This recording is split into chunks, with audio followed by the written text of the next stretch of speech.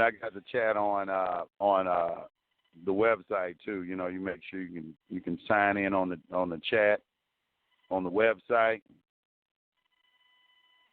The title of the show. Somebody said, does anybody know the title of the show that is currently playing? The title of the show is Credit Conspiracy. That is the name of the title that is, the show that's currently playing. It's live and direct. I get a lot of emails. Let me go through some of these emails this morning. I don't think I answer y'all emails. So I kind of go through the emails a little bit and answer different emails. I get emails, questions from, about different things as related to secure party credit. I'm gonna tell you right now, I'm on some serious, credit type time.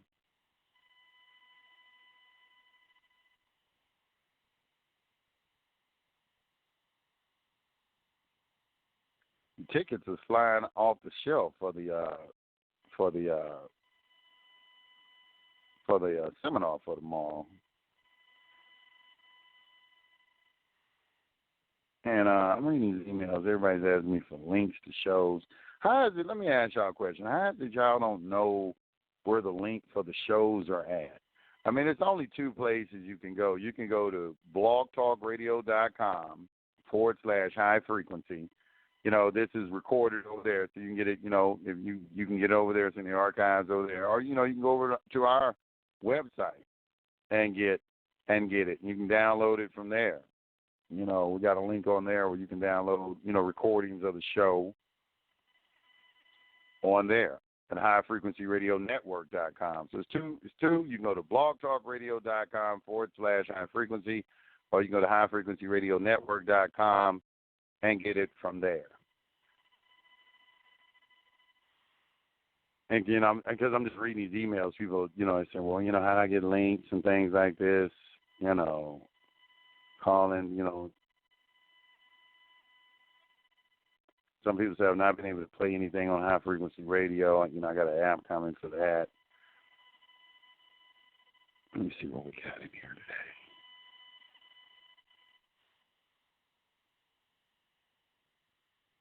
Somebody said they did not receive the recording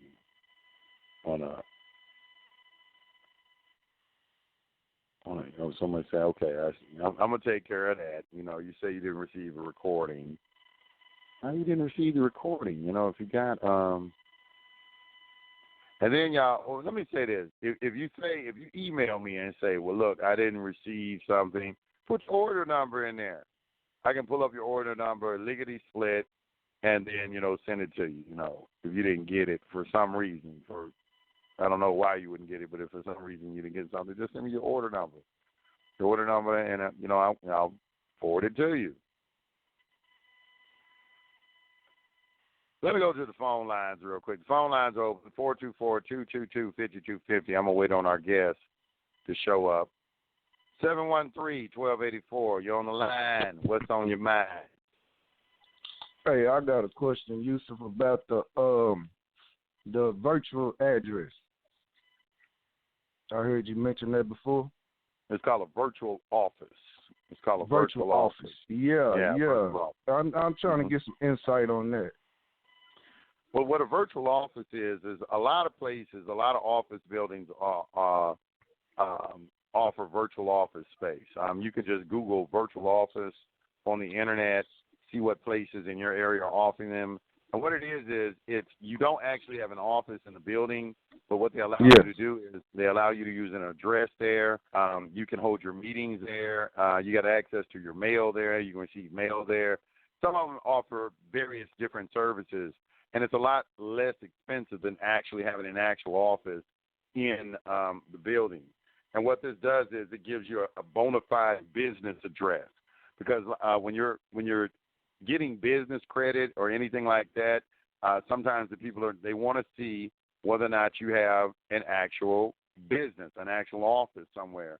And I remember when I got my merchant account, Bank of America actually came out to my office, and sometimes when you get things like that, they actually send somebody out to really see that you have an actual office.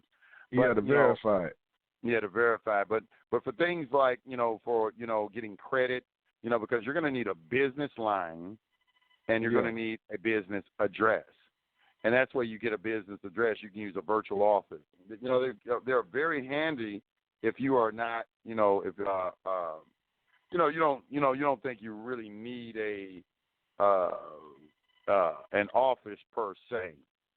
Well, I kind of need the office. It's just that it's kind of expensive right now. Everything's going up in the area, so that's why I'm trying to do the virtual address so I can because I'm right there at the doorstep with a few things, but yes, I definitely need that virtual address so I can. Because even with the phones, to get a business phone or whatever, I kind of got something. They were saying the same thing about that also. Yeah, I right now, I'm looking at one right now on the internet. Is $99 a month, for a virtual office. I put it in the chat room. But it's just get on the internet and Google, because I don't know what city you're in. You can it's different. Every city, Regis, they have virtual offices, and it's just different companies offer it. My friend, he just bought a whole office building, and he offers virtual office space. He just redid the whole entire building, and he offers it too. And so just different people are and it's in Atlanta, but depending on what city you're in, it's a lot of different people who are offering virtual office space. It's just like a lot of different people. You can get it from a lot of different places. So there's a lot of selection. A lot of these office buildings, like if you're in your downtown area, if you go in there and just ask about it, but I would just get on the internet and just Google something, and you'll see, just a wide selection of people who are, offering virtual office space. Okay, and then one other question. Now I did the UCC one and I did a few other things. But what I'm trying to see is, now I didn't ever get the 9-8 number. Right. That's right. Yeah. So I'm trying to obtain that. So just you need to get that. I mean, that's important because me and my Alexander Mean, we were speaking yesterday, and we were talking about, and he was telling me how you need to put your LLC or your corporations in a trust. And I said, man, that's what we teach on our secured party thing. He was like, really? He was like, yeah, you need to put that in. I was like, wow, just to hear him, confirm that, it was like, oh, okay, it was like, yeah, that's what's up. You supposed, get get your 9-8 number, get you a 4-5 number, get your corp number, and get you an estate number, and then do an 8832 and put all of that under your trust. Put all that under your trust. All right. Yeah.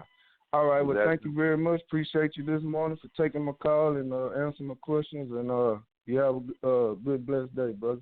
Peace to the gods. No problem. Peace to the gods. Peace to the gods. Let me go back to the phone lines real quick. Let's dip over to what is this? DC 202-1777. DC, you're on the line. Peace to the gods. Peace, Yusef. Peace. How you doing? Long time no hear from.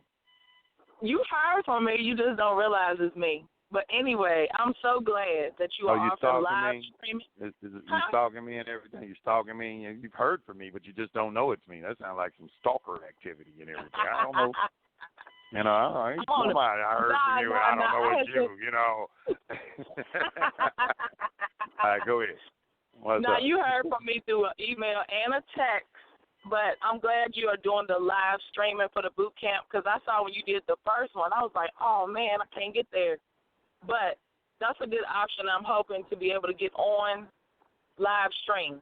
My question today is, how do I get because I have internet now, but I can't get the links on the Dropbox to open from the webinars I bought at the big sale you had. I still haven't gotten to download the webinars. So I don't know if it's because I'm using a cell phone trying to download them or what I need to be doing, but it won't open the Dropbox link. Oh, it won't open the links? It says unable to something. You know, I wiped out the Dropbox, so you may be having a trouble with that. You know, why don't you send me an email right now from your purchase or whatever, and while I'm on the show right now, I'll send you the links. I send you the links right now while I'm on while I'm broadcasting. While you send it to highfrequencyblogtalk@gmail.com, and I'll take care of it. Okay, and also thank you for that trust webinar. Because, see, I'm one of the ones when you open your computer, like, you know, you're showing the screen, I'll be like, what else is he looking at? And I'm looking at the other stuff, and I'm like, that's how I'm learning. I'm a protege on this side. Oh, yeah. I mean, what do you mean you learning? So you attended some of the trust webinars?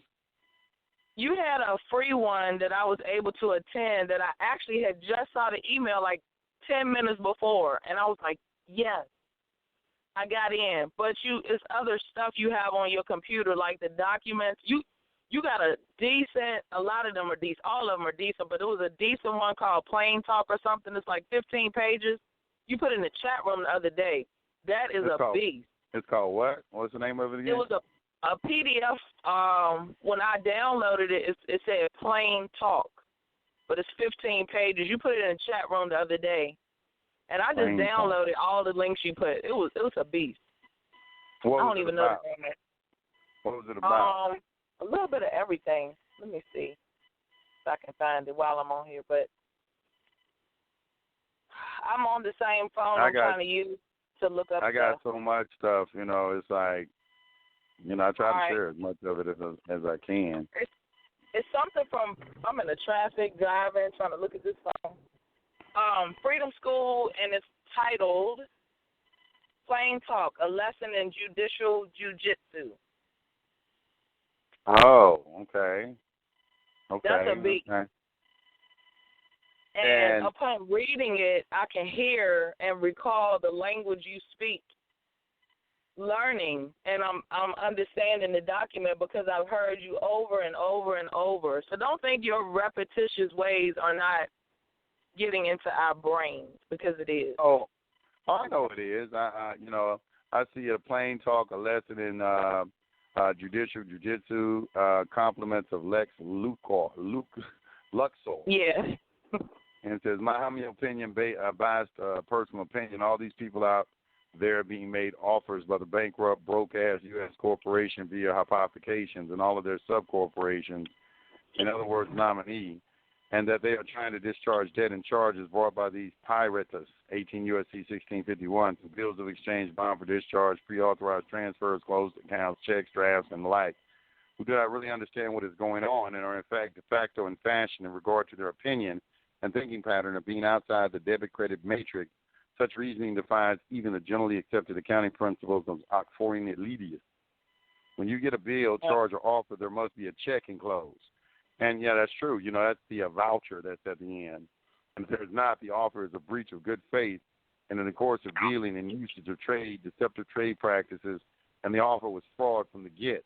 And the offer needs to be prosecuted and his or her assets liquidated to settle the account and not offered to be paid again or offered some other kind of discharge or tender. When you offer some sort of settlement as mentioned above, first of all, you are admitting that you owe them something. Big mistake. In my humble biased opinion, they need to be exercised in their personal commercial liability for extortion and fraud, period. Accepted for value. I did not find your check herewith. And that's what a lot of people in the old school used to do. What they would do, if somebody, for instance, like when you get a utility bill, that's the best example. They always have a check enclosed. They do it the right way. Anybody who bills you is supposed to have a voucher. The reason why is because you are supposed to be supplied the method of paying the bill because there is no money. And you have to really, really think about what I'm saying right now because a lot of people think, notice that nobody ever tells you how to pay anything. No, nobody, not the utility companies, not the mortgage company, not your car loan, your credit cards. Nobody tells you how to pay for anything. The reason they can't because Federal Reserve notes is just one option. Federal Reserve notes is private script. You don't have to use that if you don't want to. It's like there really is not any money. The only thing there is negotiable instruments. So they provide you a method of paying the bill. They have to provide you a method of paying the bill and requiring your signature. Now, a lot of people, converting the voucher into a check is what, that came about a long time ago because, people, it's a negotiable instrument. It's a negotiable instrument. It's a coupon. And a coupon is a method, like when you go to the grocery store and you have some coupons, the coupons is money. You get 45 cents off on a loaf of bread. And you pull out your coupons and they deduct 45 cents off of it because the coupons constitute money. It's a form of money. So the coupon that is on your check is a form of money. And you have to learn how to convert it over from, into a check and make it actually a negotiable instrument. I actually did an entire webinar showing, a lot of stuff when I do with the webinars and everything, I'm showing people a lot of old school stuff, that we learned how to do a while back, how to, convert, vouchers to check and things of that nature. And that's what he's speaking about in there. A lot of the information, a lot of old information, in my opinion, is better than the new information. I'm real leery about new information that's coming out, and the reason why is because there's a lot of, I guess I don't like to use the word, but I guess you could call it COINTEL operatives that are, putting out false information because, so many people, like, for instance, I was on my webpage the other day. A dude told me CPNs are illegal and they're going to get you locked up. I'm like, I know for a fact that's a damn lie because I was in federal court and they presented mine and the judge threw it out. And I know why, because credit bureaus are private corporations. They don't have any inherent right to your Social Security number and any information that you have. And, on the FBI website says it's legal. So somebody will come out, especially if they're doing credit repair. Like a lot of credit repair people don't like CPN because it's infringing on their business. Because they're like, okay, why do I need to get my credit file repaired that's connected to my Social Security number when I can just create an entire new file? So that's, that's something that, that's messing with their business, So they're going to attack it. They're going to look for any kind of way to say, oh, well, no, you can't, you can't use the CPN and all this. I'm like, man, you go to the FBI website and they'll tell you straight up, it's illegal, the FBI. What happens is this is what they do. This is a game they play. The game they play with CPN, and this is if you go to the Federal Trade Commission website or anything, they are always saying that it's illegal, but what they're doing is they're saying it's illegal in reference to identity theft and fraud. Your intent to defraud someone, like with identity theft, they say, well, you're using stolen Social Security numbers of dead people and stuff like that. And I was like, okay, well, what if you went in, to the IRS and used your name and asked for and got a EIN number attached to your name? They can't say that that's fraudulent. So they'll try to say, well, it could be a problem like this or like that. No, it's not a problem like this or like that, And then they'll say, well, you're defrauding when you fill out a credit application and you don't let them know that it is a CPN number. Well, there may be something, to that effect, that, it is, but you can easily write on the credit application right next to the Social Security, the number, scratch out SSN and put CPN number there, Just scratch it out and put CPN number there, There are ways that, you can, just make sure that you don't have an intent to defraud. And basically it really comes down to, it's just like the FBI said, if you get credit using a CPN number, you need to service the debt. In other words, you don't need to be getting CPN numbers and then, with a view that, this is a way for me to get the money and not pay it back or something like that. You don't need to be, you don't need to be doing that. You need to be always thinking about that, hey, you're going to pay, back, whether you discharge it or whatever, but, it's with the intent, the full intent of of operating in good faith with clean hands. And if you're not doing that, then, you probably could be charges of fraud or something like that could be lodged against you. So, for using a CPN number, I would agree. So, but that still come back to staying in honor. Be honorable in your dealings, and learn how to do it. It's like this. It's like, okay, if you got a CPN number, and then you got access to capital, like $100,000, $200,000. I used to always say this. This is what I always used to say. And I would always tell myself this. I would say, if anybody ever gave me $1 million, I will never be broke again because I'm going to turn $1 million into $2 million. You know, I'm going to turn $1 million into $2 million, and then I'm going to give you your $1 million back. So that should be your thought process. You know, if you get access to this capital, you're going to be using this to, you know, your business. You know, there's a lot of people out there that did some 1041-Ts and everything. They got a lot of money back. They got $100,000, $200,000, $300,000, $400,000 back. Or they, you know, they did a 1099 OID. They got a couple of $100,000 back or something like that. You know, this is real. People out there getting money back like that. And then they call me up, and maybe they're having a problem with the IRS now. Maybe the IRS came back in their life and wants the money back. And they've done this after about 2 or 3 years, okay? So you done got all of this money. Now you're broke. And I said, well, do you have any of the money? No, I don't have any of the money left. I'm like, I said, okay, so you got about $500,000 about 3 years ago, and in 3 years you're broke?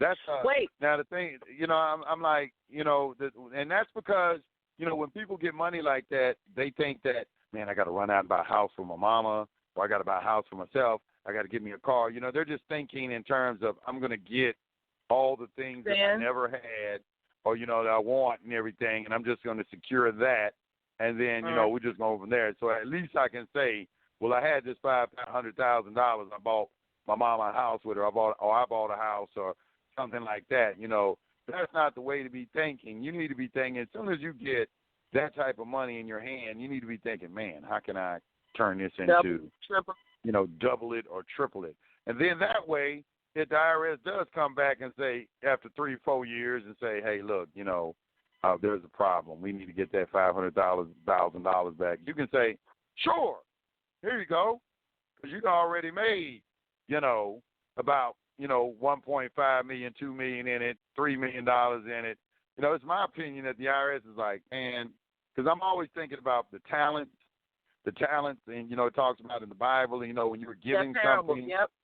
Yeah, and it's like, okay, we, you know, the IRS, I'm thinking they operate like, you know what, we gave you $500,000, and you didn't do no commerce with it. You just went and spent it and everything, and, you know, it's like, now we got to punish you for that, you know, just for being, you know, irresponsible, financially irresponsible. For your financial illiteracy, we're going to have to, you know, punish you for that. So let's get that money back, because you're not a very good steward of wealth, you know.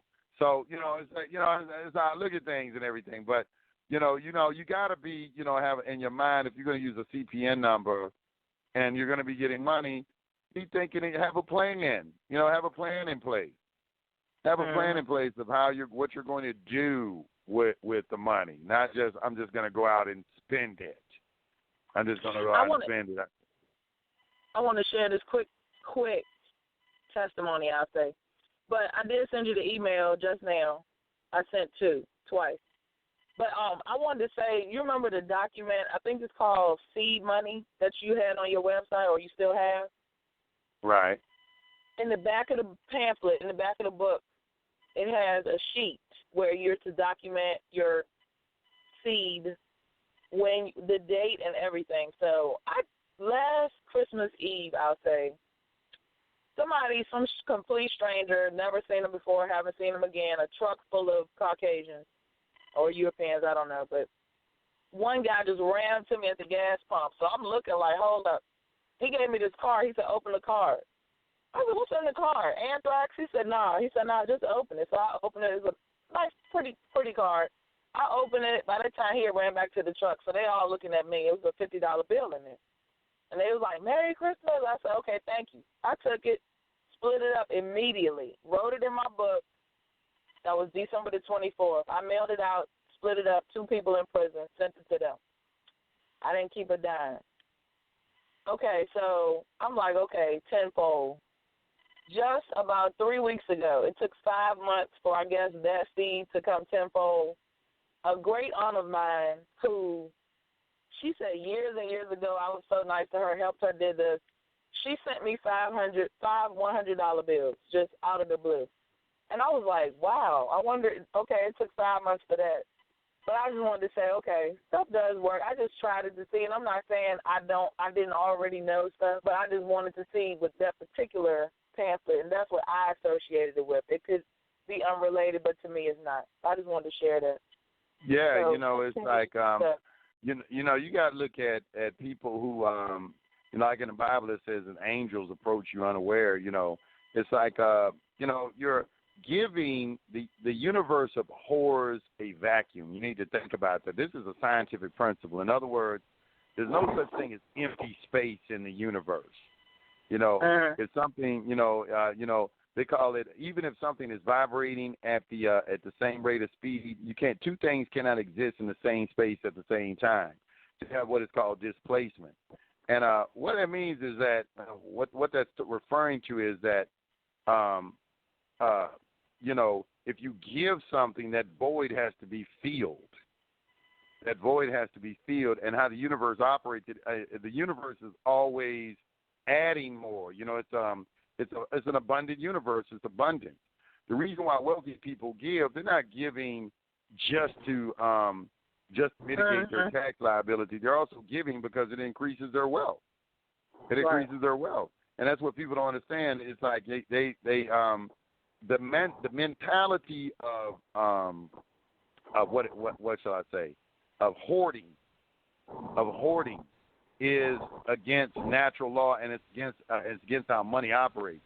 If you try to hoard money, you're going to lose it, because money follows the same principle as electricity and water. It has to constantly be moving.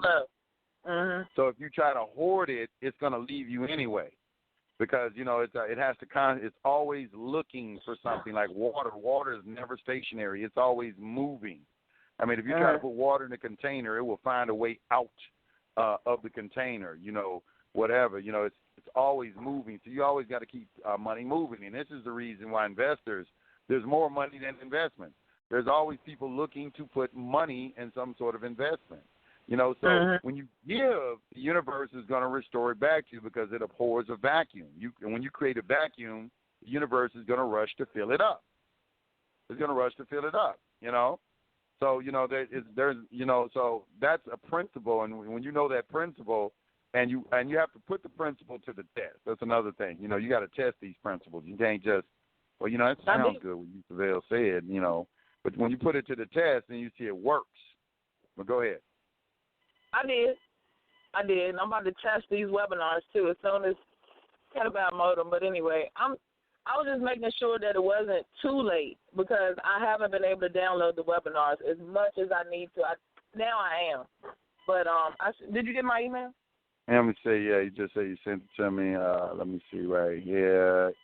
What is this? Oh, yeah, I got you right here. Olivia, right? Yeah, I got you. No, Olivia. That's not you? 420-317. What is it, 3758? Yes, order number. Okay, I got you. Okay, I got you right here. All right, I got you taken care of. You got 3758. I got you right here. Now I'm trying to see if I can get this boot camp money so I can get to boot camp. I'm trying to get to boot camp. How does that sound? All right, thank you, Yusef. I'm going to use it. Huh? It's going to be good. It's going to be real good. It's going to be real good. No, I'm just saying for anybody that don't know which boot camp I'm talking about. Yeah, I'm trying to get to boot camp, paying to get there. But I appreciate all you do. Keep on, keeping on. And peace to the chat. I miss y'all. All right. Peace. All right. Let's go back to the phone lines. What we got? That was DC right there. Let me go to 443-7698. You're on the line. What's on your mind? Peace. Peace, God. Peace. Great, man. I want to know if you can break down like the different judicial systems with child custody. Like the different judicial systems as it relates to child custody. Okay, clarify that a little bit more. What do you mean different judicial systems? As in how they set up, as in how the child custody, the child Well, it's really not just the judicial system for them. What you have to understand is that, you just got to know. First of all, you got to know public and private. Okay. On the public side, you have constitutional law, administrative law, criminal law, and then you have what is called tax law, public international law. And on the private side, you got contract law, tort law, property law, status law, family law, and so forth. When you go into the court, what you're going into is an administrative agency, okay? It's an administrative court. They're enforcing statutes. Anytime that you see a court enforcing a statute, operating in an administrative capacity, that's letting you already automatically that it is an Article I court. It is something that the legislature has created, okay? It's not a judicial court, okay? It is something that the legislature has created. Congress, whether you're a state legislature or your federal legislature on the level of Congress, with either one, anytime you see them talking about some code, rule, or regulation, you automatically know you are not in a court, in a judicial, in a constitutional court. You are in a statutory court or an Article I court. And an Article I court, go ahead. I'm sorry. So when they send you any paperwork to voluntarily, submit all your employee information or, so they can select it, check some things, they can determine that.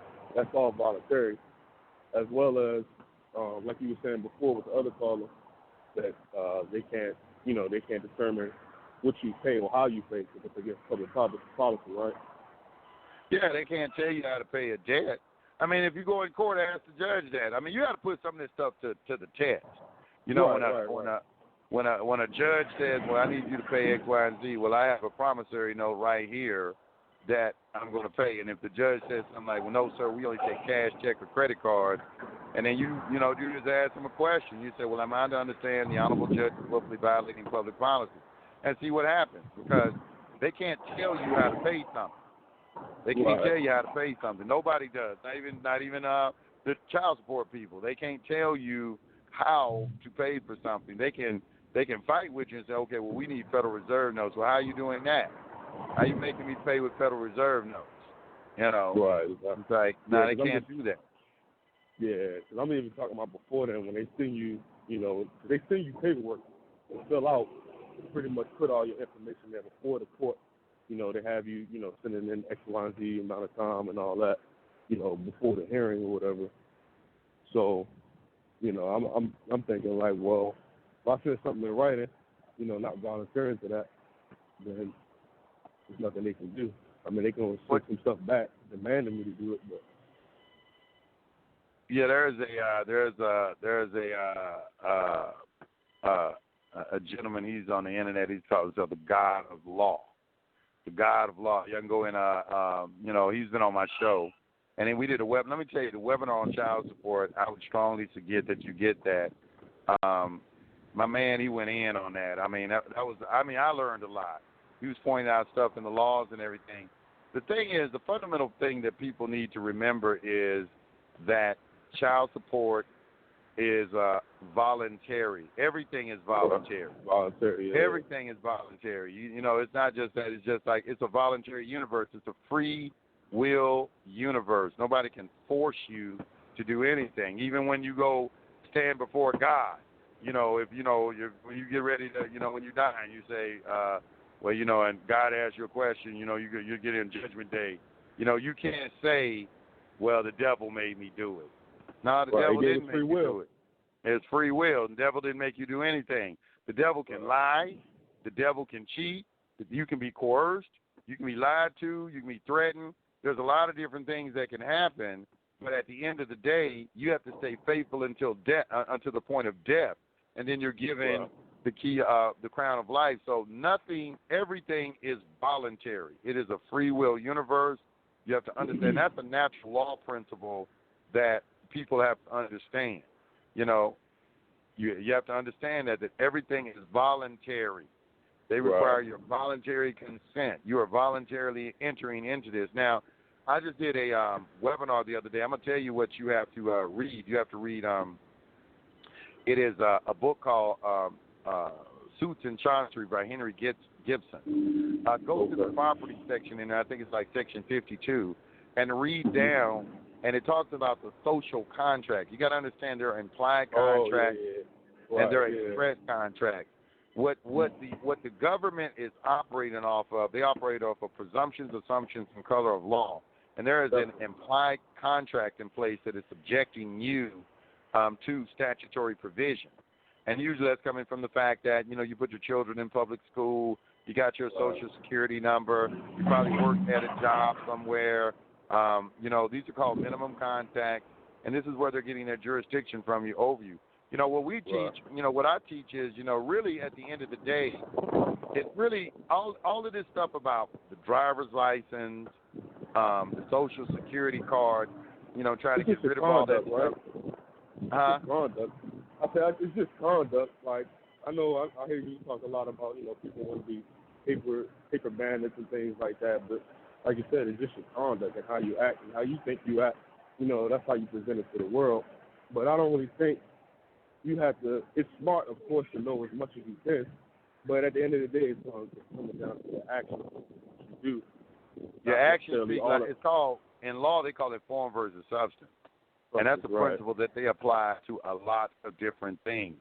Your paperwork can say one thing, but if you are conducting yourself in another way that's contrary to what the paperwork says, what's going to take, is going to come to the forefront is your conduct. Your conduct, because your conduct can be interpreted as a contract. So like for instance, you go into when you go into a restaurant, that is a contract. When you go into a restaurant, you sit down and eat. Now, if your conduct is such that you sit down to eat, but the food is something that you want to eat, and you call the waitress over and say, "I don't want this," you haven't accepted the contract. Right. That is like a rebuttal to their contract. It's like you're doing a counter offer. You offered me this food, but I didn't accept it, so I'm gonna counter offer you. I want something else. So it's a contract. But if you eat the food, you've accepted the contract. You didn't sign anything. You don't have any signature on anything like that. So there are two types of contract. You have express contracts that are written contracts, and you have implied contracts. Implied contracts, right. And there's a social contract that is an implied contract that everybody has presumably entered into. And that is what, they're getting jurisdiction. It's very interesting when you read law, how, you see the differences between, what people think is the law and, what things actually are. But the book is on my website. If you go to highfrequencyradionetwork.com, it's called Suits in Chancery, which is dealing with equity. And also, people have to understand that when you're setting off debt, setting off debt is an equitable remedy. Just look up the definition of set off. It's an equitable remedy. An equity contract governs. So you have to, when they're offering you an offer, that's what it is, it's an offer. You have to do a counter offer. And your counter offer is when you are contracting back with them, and usually you get their acquiescence to that contract, but they're silent. And once that silence is obtained and it's certified by a notary, now you want to go to a court of equity to get the law of the contract adjudicated. That is something. That's another reason why processes don't work, because they're in the wrong court. They're going into these statutory courts, and what you need to be in is you need to be in an equity court. You need to be in an equity court, not a statutory court. So, people need to be aware of that fact as well. Make sure that you're in the right court, because there are different types of courts out there. So as far as, with child support is a statutory court, because all the child support provisions are statutory. And yes, you are agreeing to that. You don't have to agree to that provision. And usually it's through the Social Security number. That Social Security number is the nexus that ties you to the child support court. I think my guest is on the line. He's been hitting me up. Hey, so I hope that helps you out, brother. Okay. It does. Appreciate it. All right. Peace. All right. I think I got my guest on, y'all. Corey Smith. He's supposed to be joining us this morning. He said, I'm on the line. I think this is him right here.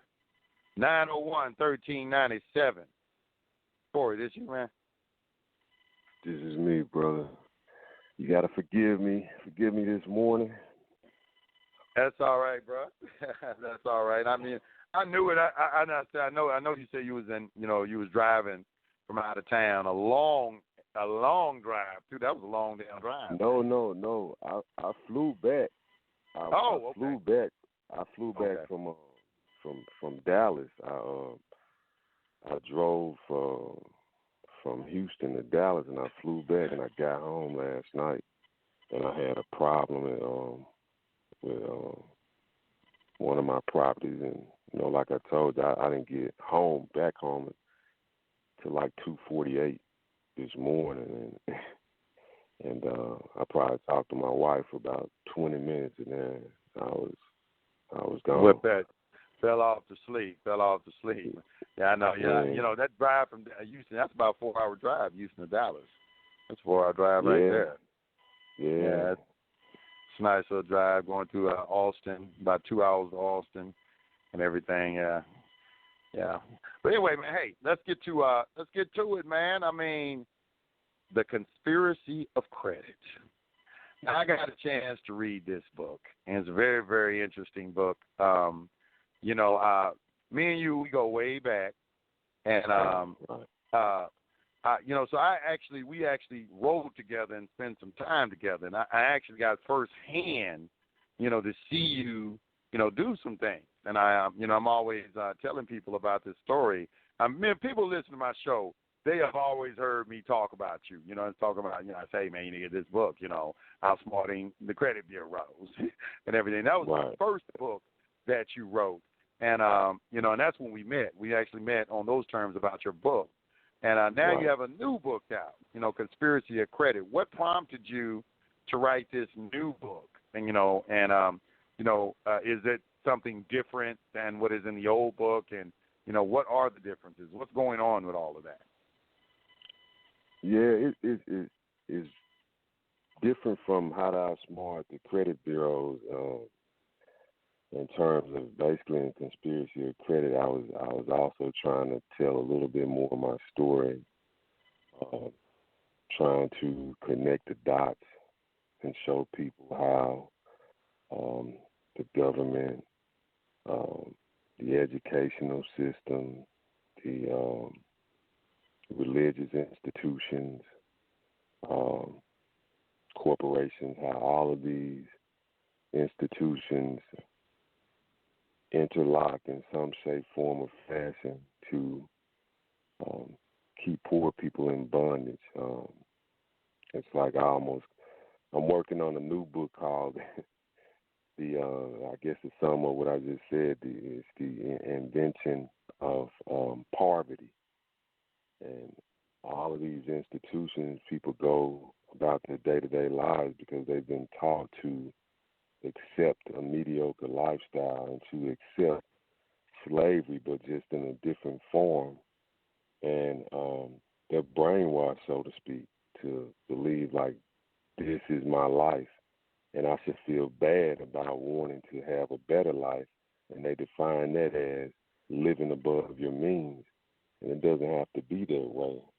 So I kind of lay the blueprint in Conspiracy of Credit to just show people the type of games that they play with us, all the way down to going to church, things that you don't realize that is taking place in the church with people that command thousands of people, whether it be on TV or you just going to your neighborhood church. I lay a lot of this out in the book. So it's a very interesting book. You won't be disappointed once you get the book. But it doesn't have as many letters as I put in How to Outsmart the Credit Bureaus. But it does have some examples of some of the affidavits that I use to attack the collection agencies, to remove tax liens, to remove the bankruptcies, because it's all about paperwork. what it's all about, paperwork. Yeah, I remember, you were the first person to kind of like, taught me about the bankruptcies, removing the bankruptcies, how simple it was to remove bankruptcies off of a credit report. And I was like, wow. Another thing that I got from you, I got to give you credit for this, is that you taught me the history of the credit bureaus. You go quite extensively into who really owns each one of these credit bureaus. You want to, speak on that for a second? Right. I always try to give the history on anything. I mean, if I was trying to explain something to somebody about real estate or working for some type of company, I feel like history is very important because it's a form of warfare, however you look at it. If I don't know how you operate, how can I beat you? It's almost like a basketball team scouting another team or a football team. You have to know what you're dealing with. But let's take banking, for example. A lot of people don't realize, like, banking is really controlled by Europeans. They created the banking system. So when I got involved into even trying to do lines of credit or just figure out how this whole banking system worked and the things that I could do and the things that I couldn't do when it came down to like the shelf corps or putting certain officers in place, I researched the banking system. And I wanted to see exactly like where did all of this start. And it just helped me connect the dots to other things. So that's the reason I always provide history. People should always know what they're dealing with. If anything that you do in life, you should research it and know the history of it, and just know what you're dealing with. It better prepares you to progress through that situation. Yeah, I think there's no better thing than in studying the history of your religion. Also, I think a lot of people don't. They don't do that. They just kind of like just get involved with something without knowing the history of it. And I could speak at length at that. But let me ask you a question because it just comes to mind. Isn't credit like a double-edged sword, though? I know you're saying it's like, that you can be enslaved. I think everybody pretty much knows that debt is slavery. The Bible pretty much tells you that debt is slavery. But can't credit be also used for positive purposes as well to free you from slavery? Oh, hell yeah. Yeah, I mean, I always say the mass majority of people have no money. They have no money. But you have your name and you have credit. If you learn how to utilize credit, it could bring you millions. You know this. Like when you first met me, I mean, not boasting. I was doing balling. Pretty good. I'll just say you was balling. You balling. You was a ball. Yeah. So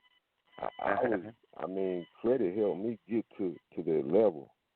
So if you utilize it in the right way, it could bring you positive financial gain. But don't know how to utilize it. That's why you find so many people walking around because the credit was a bad thing for them. They can't get a house. They can't buy a car. Some jobs they can't get. And they can't figure out it all boils down to credit, their name. I heard Donald Trump say this in this interview. He said I can go in a restaurant and have a party of 20 people and the check will come. I ask for the check and they'll say, "Oh no, Mr. Trump, don't worry about it. Don't worry about it." And then he said, I'll look over at someone who doesn't have it, who's poor, and it could only be 2 people in that party, and they'll ask for the money. But what it all boils down to Donald Trump's name, and that's why I always talk about the power of your name. It could be credit in itself. So that's the thing I think a lot of people miss They utilize their credit in the wrong way. They don't know how to leverage it. I always speak about leveraging debt or leveraging your credit. You gotta leverage it to the point where you're able to gain some assets. So I know in Proverbs 22:1 it says, "A good name is more desirable than great riches. To be esteemed is better than silver or gold." Having a good name, that's in Proverbs 22:1.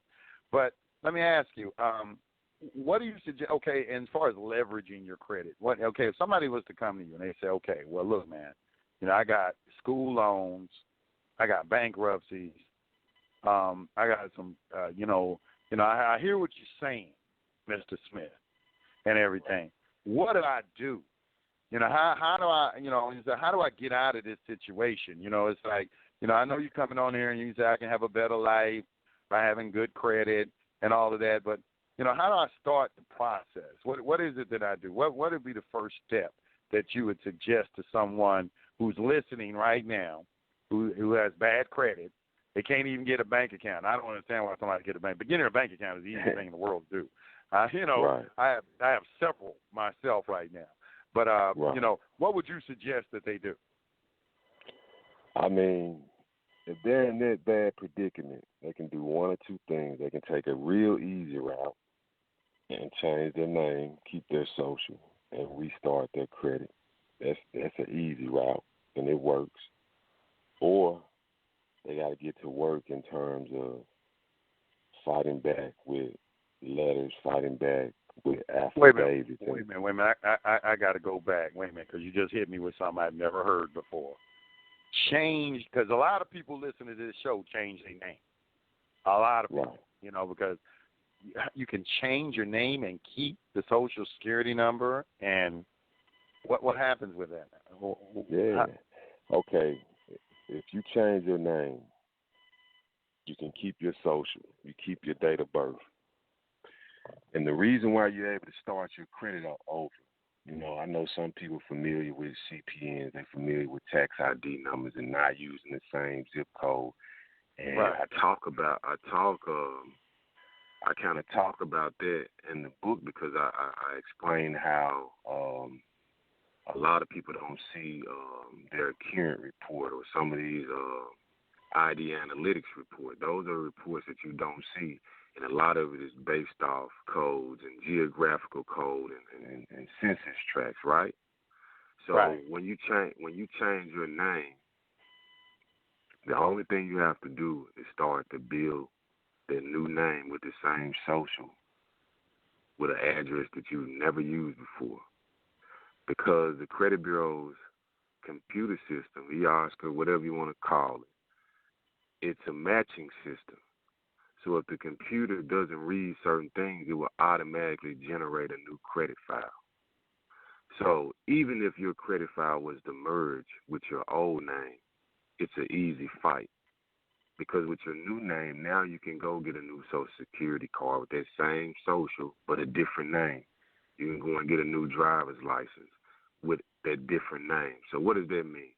So now, when I dispute with the credit bureaus, if my files were to merge, hey, that's not me. Here's my social, this is my name. Here's my driver's license, this is my name. Even if you wanted to go back and get your college degree reprinted with your new name, things like that, you can. You follow me?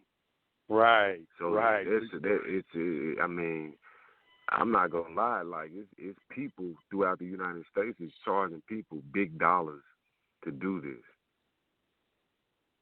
because it works. I didn't know that. Now I did know that it is a matching system because I've had quite a bit of experience with CPNs. We didn't call it CPNs back in the day. We called it was right. TIN. It was, and then they changed TINs to EINs. And I read this book called The Paper Trip, and it's The Paper Trip 1. And I think I got it like in 91 or 92 or something like that. And we do. It taught how to get you. What I did was I went and got a new driver's. I said I lost my driver. I think somebody's using my driver's license, and I got a new driver's license number. You can actually get your driver's license number changed. And I went and got a mailbox, etc. you can't do. I don't think you can do that anymore because they're tracking. But back in the day, you could. And I got an address, my address from my mailbox, etc. I put that on my driver's license, and then I took the tax ID number, and the first thing I did was I applied for. I think I went to a Zales or something, tri-merge the account, and then I just built the credit up. I didn't know anything about trade lines. I went and got a prepaid credit card. First thing I did was open up a bank account, and the rest was history. And I ended up actually buying a house with that also. But I actually bought me a house with that. It took a little time. But some things have changed today about that, but it's still, that matching system is still the same. Yeah, it's still the same. And even, like, you got people that know how to do it, still using tax ID numbers, taxing to those tax ID numbers. Yeah, you're kind of going out a little bit.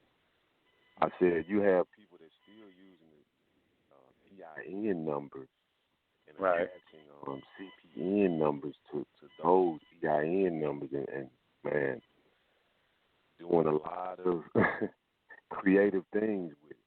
It's just so much that you can do. That's the reason why I say that's the importance of history. It's that, you got to know what you're dealing with. And I put a lot of work into researching the databases that the credit bureaus use. Like, even when you can get beyond the customer service agent and talk to somebody, people are always slipping, and you can get information from them. And when you collect all this information, it helps, like, light bulbs start going off, and you're able to do more damage to help yourself when you're trying to, like, remove a tax lien or a bankruptcy. It seems difficult, but you got to be persistent with it. And that's why yesterday I talked about people got to take it as far as suing them if you have to. I mean, something could belong to you. Something could belong to you. But if they can't prove it, if they can't provide the paperwork, then sue them. Don't have to pay any money up front. Don't. Yeah, that's the law. That was the premise behind the bankruptcies I learned from you, is that, the court, the federal bankruptcy court, does not put anything on your credit report. They have people who go down into the public records and pull this information and put it on your credit report. And the Fair Credit Reporting Act requires that they substantiate the name of the individuals who reported that on your credit report, and they can't do that with bankruptcies. Is that correct? Right. They can't do it with public records. They cannot do it. There's no way that they can truly validate. How can you validate this? It's like somebody telling me, well, Joe said XYZ, and I talked to Joe, and Joe like, no, I didn't say that. That's the source. It's telling me this. So how can you validate it? You can't. People just know how. You have to know the proper. And when I talk about affidavit, people have to realize what makes something an affidavit is their notary stamp. I could write 2 lines, go get it notarized. I got an affidavit. You got to respond to it. So it's not like this great letter. It's just simply explaining what you're trying to do and going to get it notarized by an officer of the state. That's what I mean when I say affidavit. I mean, I have letters. that you can use, but for people who can't get to me or don't have immediate access, you don't have to wait. You're not gonna wait on me if you're trying to live. And that's what I tell a lot of people today. And it's not just me, it's with anything that they're trying to done in life. You cannot wait if you're trying to survive. Yeah, I'm always saying to the audience that procrastination is going to come see you. You're going to have to deal with procrastination at some point. It's going to come see about you. Procrastination. Yeah, it's true. You know. Well, hey, man. No, go ahead. Nah, I mean, I look at everything. Like I was just telling somebody in Houston, they are playing so many games with us. Like I know you get into a lot of the, uniform commercial code. I said people don't even realize, like, you work a job, they tax you. Then you have to go to the grocery store, they tax you. You get your gas, they tax you. And they're killing us, to me, on top of the income that you tax. But the best remedy for that, okay, I'm going to go and get a loan. Now, tax that. I'm going to use my credit, and I'm going to go and get some money, tax that. And I'm going to take that, when I liquidate that credit, I don't care if you go buy a $5,000 house and flip it. It's a start. It's a start. If you have no money, you got to utilize this credit. I promise you, bring you financial gain. But you cannot wait on nobody. Like, as the old saying go, a hustler don't wait for nobody.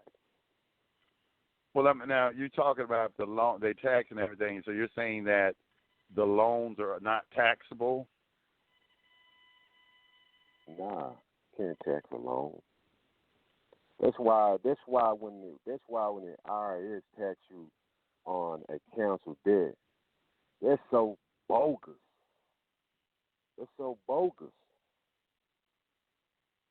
And the credit card company, that's what I mean when they work in conjunction with each other. You can have a $10,000 card, and if they cancel the debt, the IRS is going to tax you on credit. I mean, there's a remedy for that, but they'll tax you on credit. So now you're paying taxes on credit, but you have to beat them to the punch. But when you get a loan is not earned income. That's a loan. But they have manipulated everything. And some people that get caught, they are taxing them on credit. That's why when you had a lot of people that was this whole housing fail, people were paying taxes on foreclosed debt. Their houses were being foreclosed on, and then a couple of years later, they get something from the IRS saying you owe us $40,000 from this canceled debt, from the house that they lost. Your credit already jacked up. You have no money. Now you got to pay taxes on a house that you lost. So that's why I tell people, if you get a line of credit, you gotta turn it into something. You gotta turn it into an asset and on a loan. So, give me an example of one way you would turn a loan into an asset. You say you have to turn it into an asset. What do you mean by that? I mean, like, I bought a house in Detroit and I just swiped a credit card. I bought a house in Flint and I bought it on a credit card. So I didn't take the credit card and go buy some clothes. I didn't take the credit card and go buy some rims. I took the credit card and I went and bought a house. Or if you just want to liquidate it, if you want to liquidate the money off the card, go start you a small company and get you a merchant services account set up. So when you're ready to get a cash advance, then you go to your own company, swipe your merchant, and get the cash. Things like that. That's what I mean. Wow. You know, I know you got a whole bunch of different techniques, but hey, you know, the phone lines are lit up. It looks like a lot of people are listening today, and they want to ask you some questions. You feel like, you know, fielding some calls this morning from the listening audience? Yeah. Always. All right. That's what's up. Well, the phone lines are open, y'all. You can call in. The number is 424-222-5250. Our guest today is Corey P. Smith. He is the author of 2 books that I suggest that you go out and get both of them. The first one was How to Outsmart the Credit Bureaus, and the second is Conspiracy of Credit. He is the author of both of those titles. I had the pleasure of meeting him years ago. Very, very knowledgeable about different matters as it relates to credit. His methodology may seem unorthodox, but it is very effective, and it is always within the bounds of the law. Let's start out by 978-5345. You're on the line. Hey, Yusef, what's going on? You. Hey. Good. How are you? I'm doing good. How you doing? Corey. Hello, Corey. I bought your book online from Amazon. Yusef suggested that last year. I can say that I learned a lot, even though I know few things. I have a question. It's about TransUnion. I keep disputing a debt collector account, and they don't remove it. They say it's true, it's yours. Is it any special way how to do it? What do you use to remove trade lines with debt collectors? What have you done as far as attacking the debt collector? What have you done? I sued the debt collector 2 weeks ago, so I'm in process. In the process of suing them? Yeah, I already filed. I'm waiting for their answer in a few days. I mean, with that situation, it probably will work in your favor. Who is the debt collector? Tell me who it is. It's Cavalry. It's who? Oh, Cavalry. Cavalry. Yeah. Okay. Yeah. Okay. And who is the original creditor? Capital One. Capital One? Yeah. It probably will work in your favor. You have to see what their response is, because now you've taken it to the next level and put it on paper. But more than likely, it just depends on, I don't know, how much was the debt? It was close to 3,000. They may not then you might be fine. Well, I know they may not respond to the lawsuit. A lot of times they don't. They don't. They have hired a law firm in Boston, so they reached out to you. They reached out to you. No, I just saw the case of the appearing case. So this is what you need to do. Man, I wish I would have called you while you were doing the. You should have. When you were reaching out to TransUnion, you should have had all of your letters notarized and sent them certified mail and stayed persistent. Eventually, they would have removed it, because you were just sending the standard form. That is, a lot of times they already have a system where they're able to scan those, and there's certain words that they pick up on. They spit out these standard response letters saying either it's frivolous dispute or they'll send you just a basic. They say we verified is yours. Right. That's a standard. Like one of those standard responses. But you probably would have, because of that, and because the debt was only $3,000, you would have turned out better if you would have been playing the affidavit game with them, because they would have eventually removed it. They would, because you could have not sued the creditor or the collection agency and sued TransUnion for not complying, because they're not providing you with 100% accuracy, because then it would abort. Go ahead. My second question is this: I'm planning to sue TransUnion too.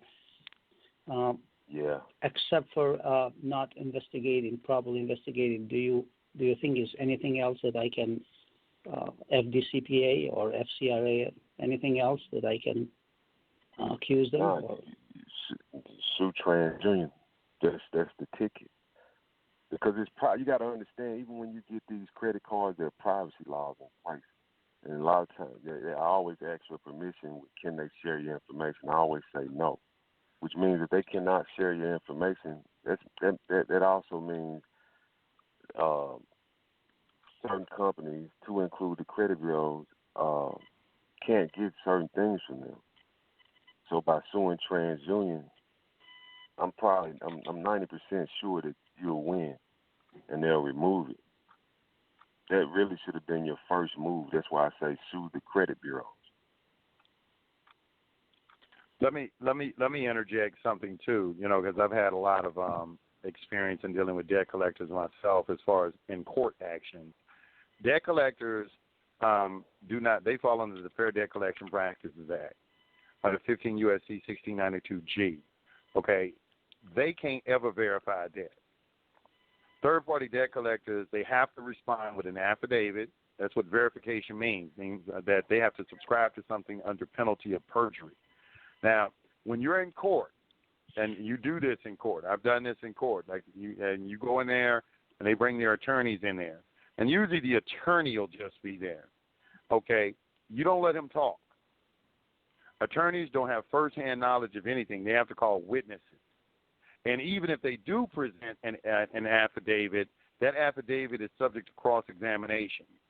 So if you're in court and he says something to the effect of, well, no, because usually when a proceeding starts, the attorneys will start to present something to place it into evidence. You say, objection, Your Honor, hearsay. We need someone who can testify to the veracity and validity of the contents of those documents. Then only thing you're looking for the judge to say, and you have to have a court reporter, because that's the only thing that's going to keep the judge in line, is a court reporter. The only thing you want the judge to say is sustained or overruled. If the judge does not say sustained or overruled, that is called an equivocation, okay, meaning that he's trying to trick you. He's trying to assist his brother attorney. I said, well, I think I'm going to allow this into evidence or something like that. You say you have to do what is called an exception. You say, I take exception to the honorable judge's refusal to rule on my objection. Would you please enter sustained or overruled into the record so I can preserve the error? Because what the judge is doing is he's allowing hearsay evidence into evidence over your objection. All right? That right there has to be reflected in the record, so when you go to the appellate level, they can remand it back, because they always have to substantiate everything. In every state, there is hearsay law. Hearsay is admissible if it is not objected to. That's in every state. And that's what most attorneys get away with. That's how debt collectors, 80% of debt collectors, the debt collection industry is so big because 80% of the people out there do not respond to letters when they get them. They'll give you, this is a debt collector. Yeah. You got 30 days to respond to this. If you don't respond, we're going to assume that the debt is valid. They say they have to put that language right in their document. So they understand that just because you receive something from a letter from an attorney on some type of letterhead from an attorney, that you're going to get afraid and not respond to it. That even if it makes it all the way up to court. Matter of fact, if you're in a state that you can put in a counterclaim, okay, you should always respond to their actions. Like if they take you into court and they're trying to get a default judgment or a judgment on you for it, you always respond with a counterclaim. And you respond with a counterclaim for damages. You ask for money because they're bringing you in. They're wasting your time. They're wasting your money. This person is fraudulently seeking. He done bought some debt for pennies on the dollar. He doesn't have an assignment. Okay, there hasn't been an assignment of the debt. That needs to be in evidence. Look at the assignment. It's not properly notarized. It's not signed by an officer of a corporation. 90% of the time it's some made-up name. Then what you can do is you can issue what's called a subpoena for those particular individuals that come into court. You got to understand what your rights are. Just because you have court documents in there doesn't substantiate the validity of anything. There has to be a live person who signed those documents. They have to be required to come into court because they are the only ones who have firsthand knowledge of it, and they have to be put on the witness stand, raise their hand, do you swear to tell the truth, nothing but the truth, so help you God, and then allow themselves to be cross-examined by you. Are you the individual that signed this particular document? Now, what they usually will do is they will start asking you questions, like taking you into some sort of deposition or something like that, and getting you to self-testify against yourself. You don't ever in life, under any circumstances, ever testify to a copy of a document. If it is not the original document, all you have to respond to, if they say, isn't this your signature on this application? Isn't this their signature on this document? And it's a copy, all you have to say is, that looks like a very good forgery. Do you have the original for my inspection so I can determine? Because I've done this with mortgages. When a mortgage company, we do a validation of debt request, and Corey can tell you this, I'm an expert in using a Photoshop. They'll send me some documents. They'll send me some documents with signatures on it, and it's just copies that they didn't went down to the public records and got copies of. I'll take the signatures from the bank representatives and put their signatures in the place of the debtor and put your signature in the place of the bank representative. Looks exactly the same. And I put it before them, and I say, now you tell me which one of these documents is the authentic document. Now, I'll let the court know that this is something that I did, but I'm doing it for illustrative purposes. What I'm doing it for is, you see how easy it is to forge a signature. I can take anybody's signature off any document and put it on anything. Why would you ever admit that a signature is on a copy of something as yours? We're in the age that we have so much technology, we can forge anything. I can take the notary stamp and put it on a document, and it will look exactly like the original. This is why they have this requirement. This is why law plays this game with you. You got to understand the game that they play. They are coming in expecting you, especially if you're a pro se litigant, not to understand the rules of court and not how to properly object to evidence that's being introduced into court. You don't have to ever let an attorney say anything. As soon as that attorney starts speaking, objection, Your Honor, hearsay, objection, Your Honor, hearsay, objection, Your Honor, hearsay, every time he opens his mouth. Because if he doesn't have anybody in that courtroom from that company that has signed those documents, that is responsible for the assignment of the debt and so forth, they can't say nothing. That's why attorneys have to call witnesses. So I've won every single case when taken into court for third-party. Third-party debt collectors is the easiest thing. That's the easiest money in the world for me to make. I ran my business in a snail field off of that, and when somebody would come to me with a third-party debt collector, I mean, like, well, this is going to be easy because they can't verify anything. And 9 times out of 10, they didn't even receive anything from anyone. I have friends who own mortgage companies. They call and try to get an assignment of something. They don't have an inherent right to anything. Most of what they are proffering into evidence is fraudulent. And you can expose them, and that's why they won't respond. They won't respond because if you know how to properly object to something, then you're going to expose them because now you're requiring them to substantiate and verify and validate the documents that they are submitting, and they can't do that. They can't ever do that. They can't ever do it. And so, and then that's why you put a counterclaim. Go ahead, Corey. No, I was about to ask him, do you remember reading in the book where I showed you an example of an affidavit of destroyed instrument? Is he still on, Joe? Yeah, he's still on. Yeah. Sir, you still there? Yeah, I am. Do you remember in the book I showed you an example of what's called an affidavit of destroyed instrument? That's basically what he's talking about. That's because they can't produce anything. Like, they'll try to use that. Basically, when he talks about having a witness, even before it comes to court, their witness is just having somebody swear that, oh, yeah, this debt is yours. Where's the proof? Where's the evidence? And what did they use? Go ahead. Yeah. As Yusef was saying, really debt collectors, usually they settle way before going through discovery and everything, you know. So I have a little experience, but I never sued a agency or the credit bureau companies.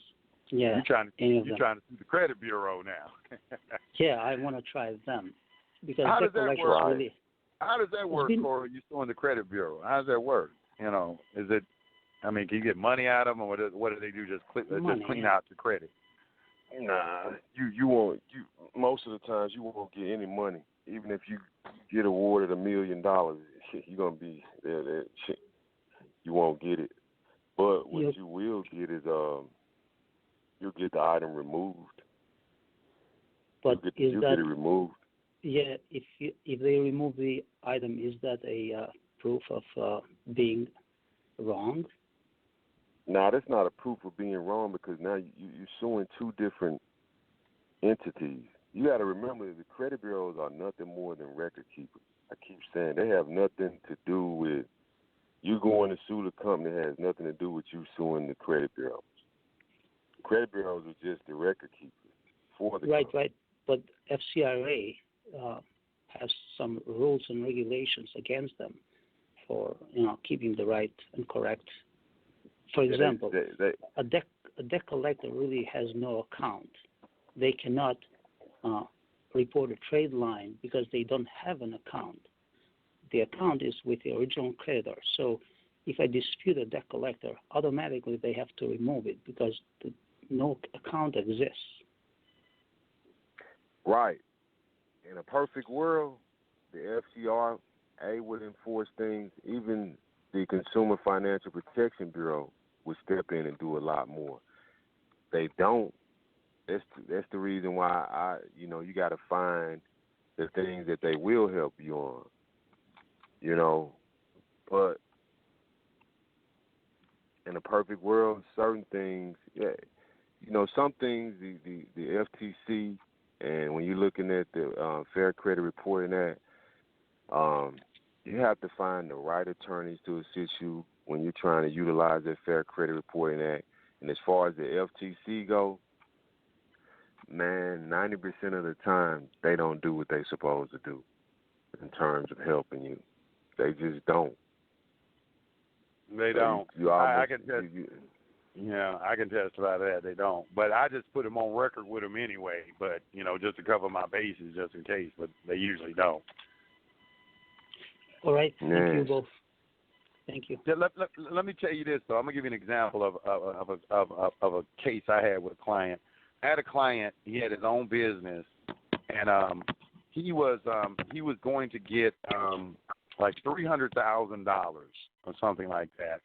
I forgot exactly the particulars of exactly what it was he was doing with this company, but it was predicated off his credit. They were checking his personal credit. Collection agency had reported something on his credit report. They didn't even have a judgment, okay? Because that's what the debt collectors are doing. The reason that they can garnish your wages and do things like that is because they get a default judgment.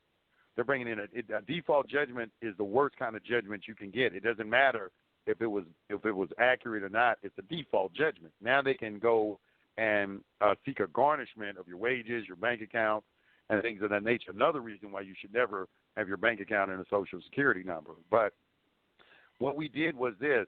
They put it on his credit report and then went to court.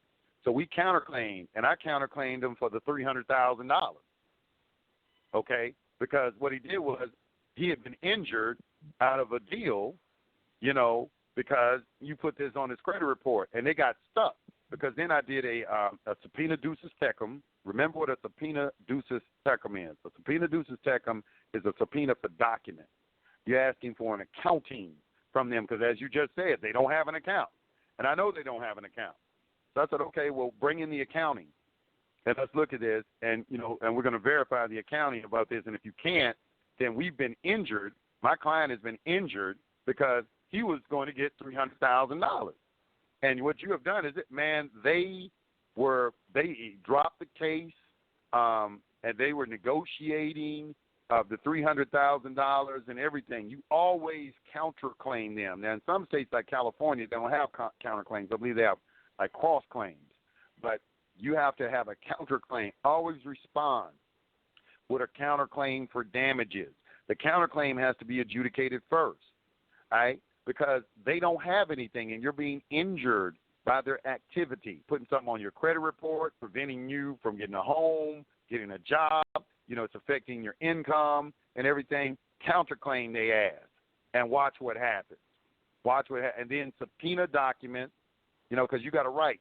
Under the Sixth Amendment of the Constitution, you got a right to have witnesses in your favor. Documents constitute a witness. So if they don't have the documents and they can't verify anything, if you put the thumb screws on them and you do everything properly, then do it. They may try to hit you with some admissions or something like that. You don't have to admit to anything, because another thing is this. They have to be a real party in interest with standing in the court. Right? That is a threshold issue in a court. And sometimes the court will try to bypass that. Don't allow them to bypass that. You don't have to answer any questions from them, because the burden of proof is on he who asserts, not he who denies. So if they're asserting that they are an actual creditor of yours and that you owe an obligation to them, they have to substantiate that. If they can't substantiate that, they don't even have a right to be in court. Another reason why you counterclaim them, because they are attempting to defraud the court, which is what has happened 80% of the time. So counterclaim they ask and try to get some money. You can't, like you said, you probably not going to get any money out of them either. They don't take you through a lot. You may, though. There have been, my client, he ended up getting something out of it. But the thing is that I believe the Fair Debt Collection Practices Act has something like $1,000 for incident, for things that they do and things like that. But you can get money. There's people out there. I got some friends out here. They run a business on this, just attacking third-party debt collectors and trying to get money, and they get money out of them, and they always have to settle because they can't substantiate anything. Yeah, the debt collectors, you might get, some small money. I mean, the credit bureaus. You're not gonna get nothing. Good luck. Yeah. Good luck on that. I've never sued a credit bureau. I always go out to the debt collector because I know, they're fraudulent. They be calling you on the phone. I love it when they call on the phone too. They call on the phone like, can I speak to, Mr. Jones? You don't ever. Right. You don't ever say this is he. You gotta say, who's calling? Well, is this Mr. Jones? Who's calling? Because you got to understand, they're calling you. They need to identify themselves first. I don't have to do nothing. Okay, you better tell me who you are. As soon as they identify themselves, they say, well, I don't do business on the phone. Because that's another thing that they do. They like to stay on the phone because they don't like to reduce anything to writing, because if they have to reduce something to writing, that can be brought into court. So they try to keep you on the phone. They say, we're recording the phone call. Under the Fair Debt Collection Practices Act, you don't have to talk to anybody over the phone. You request, well, hey, I don't do business over the phone. You need to send whatever correspondence to me. You need to do it in writing. As a matter of fact, give me your name and address, and I'm going to send you a certified letter with an affidavit of mailing attached to it, stating this in writing, that you are not permitted to call me anymore. If any correspondence that you need to send to me, you need to send it in writing. Make them reduce everything to writing also. The spoken word flies out the window, the written word remains forever. That is the principle of law. So you don't have to speak to them on the phone, try to get everything they do in writing. I have more trouble with this than clients, because another thing, most of us have been conditioned to dealing with these people on the phone, and you don't want to do that. You want to, it's like in court, they don't want to care about what somebody spoke to you over the phone. They want to know, okay, what you got in writing. Okay, you got something in writing. And then when you get it in writing, you got to check this out, because they send you these boilerplate documents that nobody signed. You always make sure that somebody who can bind their corporation has signed that particular document in blue ink if they're saying something. And then you can bring that into court. It has to be someone who can bind the corporation. They got a lot of tricks that they use, and you got to just always understand that they have to verify and validate everything that they do. All debts have to be verified. All debts. I hope that helps you out. It does. Thank you. All right, you're welcome. You're welcome. Let's go back to the next caller. We have another caller calling in, 773-8751. You're on the line. You had a question for our guest on credit conspiracy. 773-8751. Hit your mute button, 8751. You're muted out. Hello? Yeah, you're on the line. What's up? Peace. Peace. What's going on? Now, my question is, as far as the credit reports, how do you remove any? Say again. What did you say? What did you say? We didn't hear you. What did you say? Can you hear me? Yeah, we hear you now. I can hear you now. Okay. As far as the credit reports, you know how you apply for credit, and sometimes you're approved, and sometimes you're denied. Now, as far as the denials, how do you remove the inquiry? Well, you can call in and dispute with a couple of the credit bureaus, and they'll remove it. If they don't, depending on how many times you put in for a dispute, like if you're a person that does it all the time, then they'll stop honoring your request just off a simple dispute saying, hey, I didn't authorize this inquiry. If you start to run into a roadblock, then what you do, you just write up a simple letter, and I call the letter, it's an affidavit of fraudulent inquiry, and basically just saying, hey, I didn't authorize XYZ company to pull my credit, and you get it notarized, and you send it in certified mail. That's the inquiries that you're trying to have removed. They'll remove it. It's just that simple. Now, there's another technique in how to outsmart the credit bureau's book that I talk about, a cut and paste technique. And Joe is kind of familiar with that. It works as well too. But I mean, I won't go into it. But that always works for me. How many times have you tried to dispute the inquiry that you're speaking about? I recently got about because what happened was I was applying for credit. I got approved for some. I sent in like 14 apps.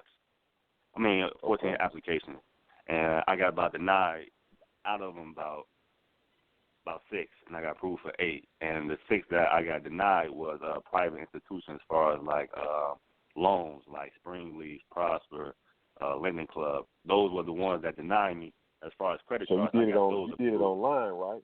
You did it online. Yes. Okay, then write them. You just write. Get the addresses off your credit report and just write them. Tell them you didn't authorize. That should be a simple fix. Because they have no hard copy. Okay. So if they have no, so anytime you apply for credit online, that's an easy way to get an inquiry on.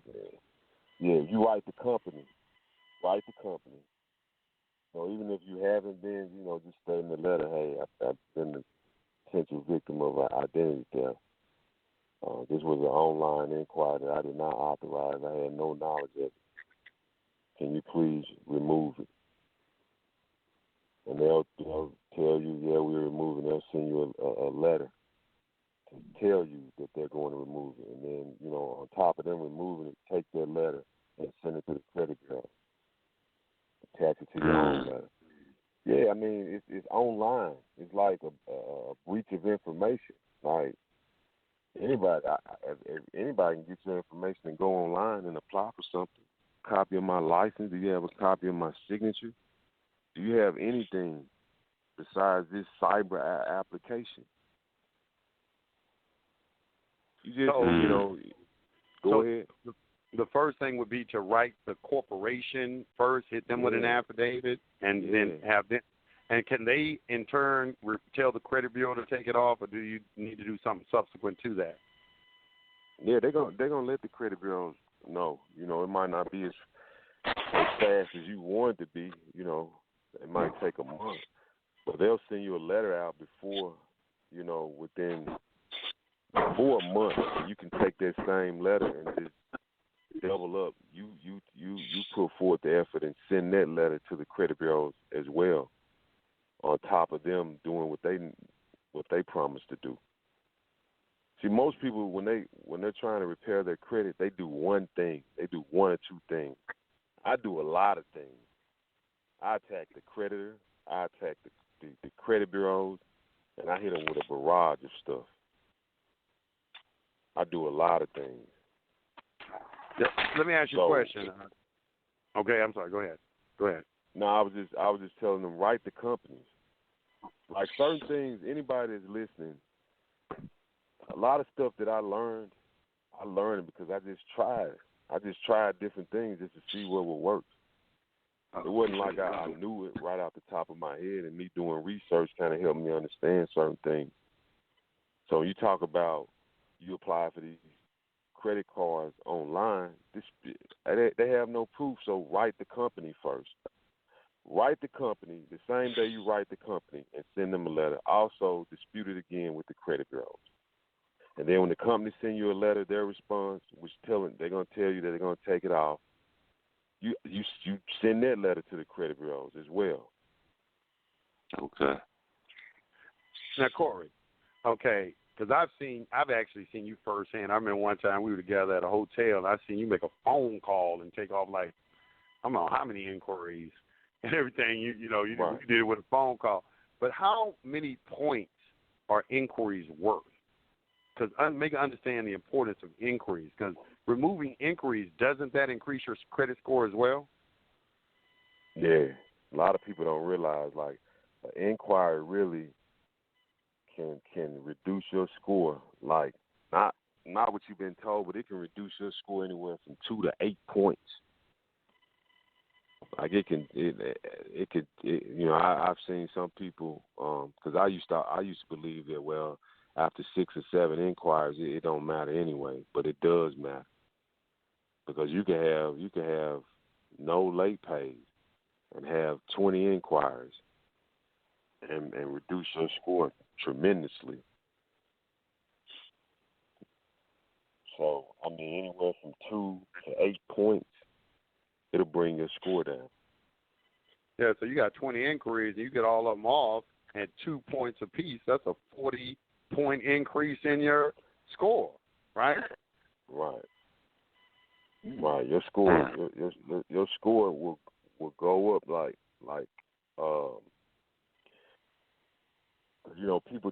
people. You have soft inquiries, which people know about. Those are the promotional inquiries, and then you have the hard inquiries. So when you have that many hard inquiries, you got to remember that you're dealing with algorithms.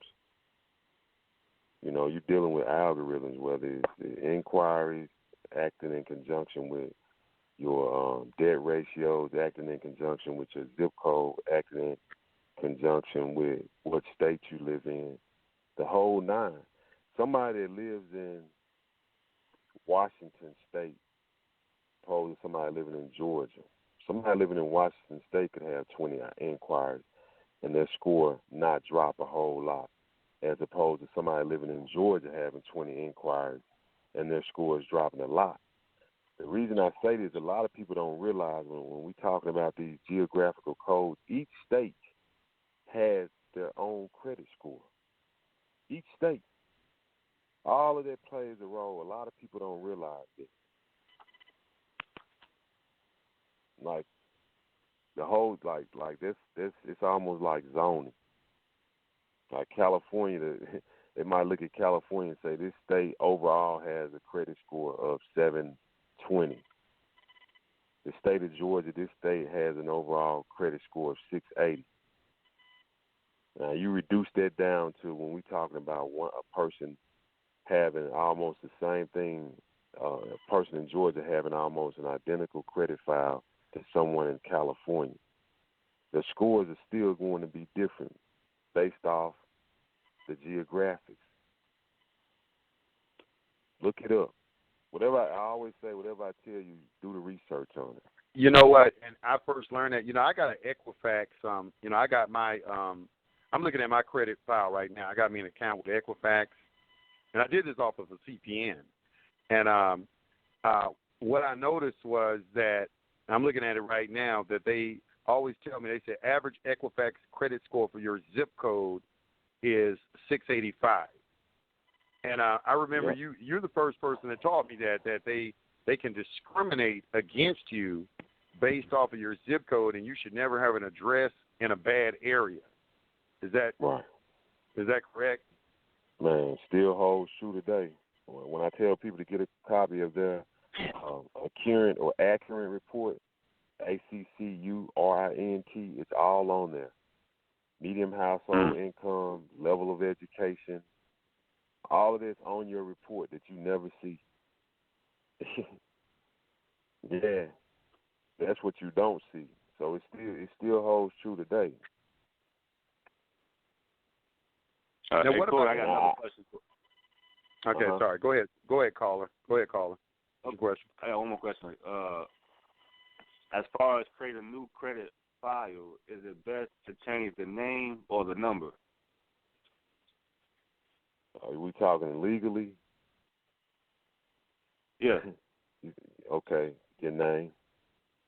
I mean, so you saying Let me qualify. Wait a minute. Let me ask him something. You saying change your social security number? Yeah, because you can legally do that. You can legally change your social security. You can legally do it, but sometimes you got to jump through a few more hoops than just going to change your name. And sometimes some people are not successful at getting the new social because they don't know what the hell they're doing. So they might not be granted. I know it just depends on your circumstance. If you're a woman is, been beaten and in fear for your life and all of these things, then, they'll give you a new social. If you can just prove that, hey, somebody has truly wrecked my life with identity theft, you might be successful. Things like that. What if you have a criminal background? If you have a criminal background that you created yourself or somebody was using your name as an alias, and which you have the criminal background? Myself. Yes, myself.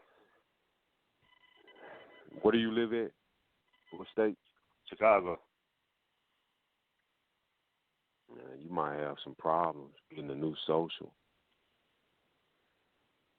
Why is that? Why you might have some problems?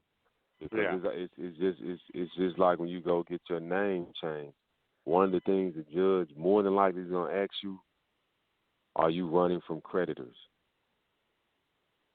So when you go to the Social Security Administration and you're requesting to have a new social, they're going to want to know all the reasons why. And you're going to have to present some documentation. So what reason are you going to give them for wanting to change your socials or get a new number? What can you provide to them? Can you provide police reports? Can you provide those, that type of information? You'll have a better chance of going to change your name because they'll ask that. Like if you got warrants, you're running from the IRS, you're running from debt collectors, and the judge will ask that because they know people do that. So that's why a lot of times people go with, hey, I'm changing my name because of religious reasons. Because it's the road of less. Go ahead. I'm going to ask this for Yusef. As far as my criminal background, are you knowledgeable as far as doing expungement? I have a document in my, if you go to my website and you go to highfrequencyradionetwork.com, then you go to forum, click on forum. Okay. I put it, and I'm going to put it in the PDF section. It's, I'm going to put this in today. It'll be in my PDF section today. But if you go into forums, then you go into general, you're going to see, as soon as you click forum, you go 1, 2, 3, 4, 5, 6 down. You say expunging your criminal record. There is a very, very good book in there that takes you step by step through expunging your criminal record. And first thing you got to do, you're going to have to get your, you're going to go to the feds and get your jacket. And that means you have to go and get fingerprinted. You can go to like a like a UPS store, get your fingerprints done and everything, and then you're going to send off a package. You can download it from the internet. What the FBI requests. That's going to be the first thing you're going to have to do. And then from there, you can take it step by step. That's a very good book I got. You go to highfrequencyradionetwork.com and click on forum. As soon as you click on forum, about 5 messages down, you're going to see expunging your criminal record. And when you click on that, it's going to be files that I put in there. There's 4 different files you can download, and it's a PDF that you can download, and it takes you step by step through it, expunging your criminal record. I got it. Can I ask him? Let me ask you something. What exactly are you trying to get accomplished? What exactly are you trying to get accomplished?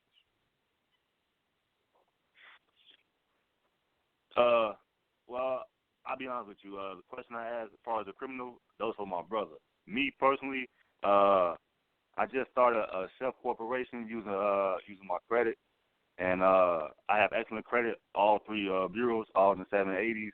I went through a company as far as obtaining that self corporation, and we're in the process as far as getting funding for it, and they went through my personal. I guess to boost it up, they submitted about 14 applications to 14 different lenders. 6 denied me, and because they denied me is because I had quit my job about a month ago. And some lenders require job information. Say no more. Say no more. First of all, I'm gonna give you some game. You don't have to. You ain't even have to. You bought the Sheriff Corp, right? Yes, sir. Okay. You don't even have to buy a Sheriff Corp. They sell them, but if you want to take the route yourself to get your own Sheriff Corp and rebuild it, this is what you can do. You can go to any Secretary of State's website, wherever you live at, wherever you don't live at. They have companies that have been administratively dissolved, companies that were formed in the 90s or the 2000s. You find companies that have been administratively dissolved, and this is what you can do. First of all, you do a request for documents to get all the paperwork on that company. Once you get all the paperwork on that company, find out how much it costs to reinstate that company. What you got to pay. If it's, might have to pay a few dollars on the taxes. Get the company reinstated. Take control of it. You're gonna take control of it because you got all the documents. You're going to take control of the company. You're going to get it reinstated because what you want is the incorporation date, right? Once you have taken control of the company and had it reinstated, you pull your own credit report on the company, which 99% of the time is clean.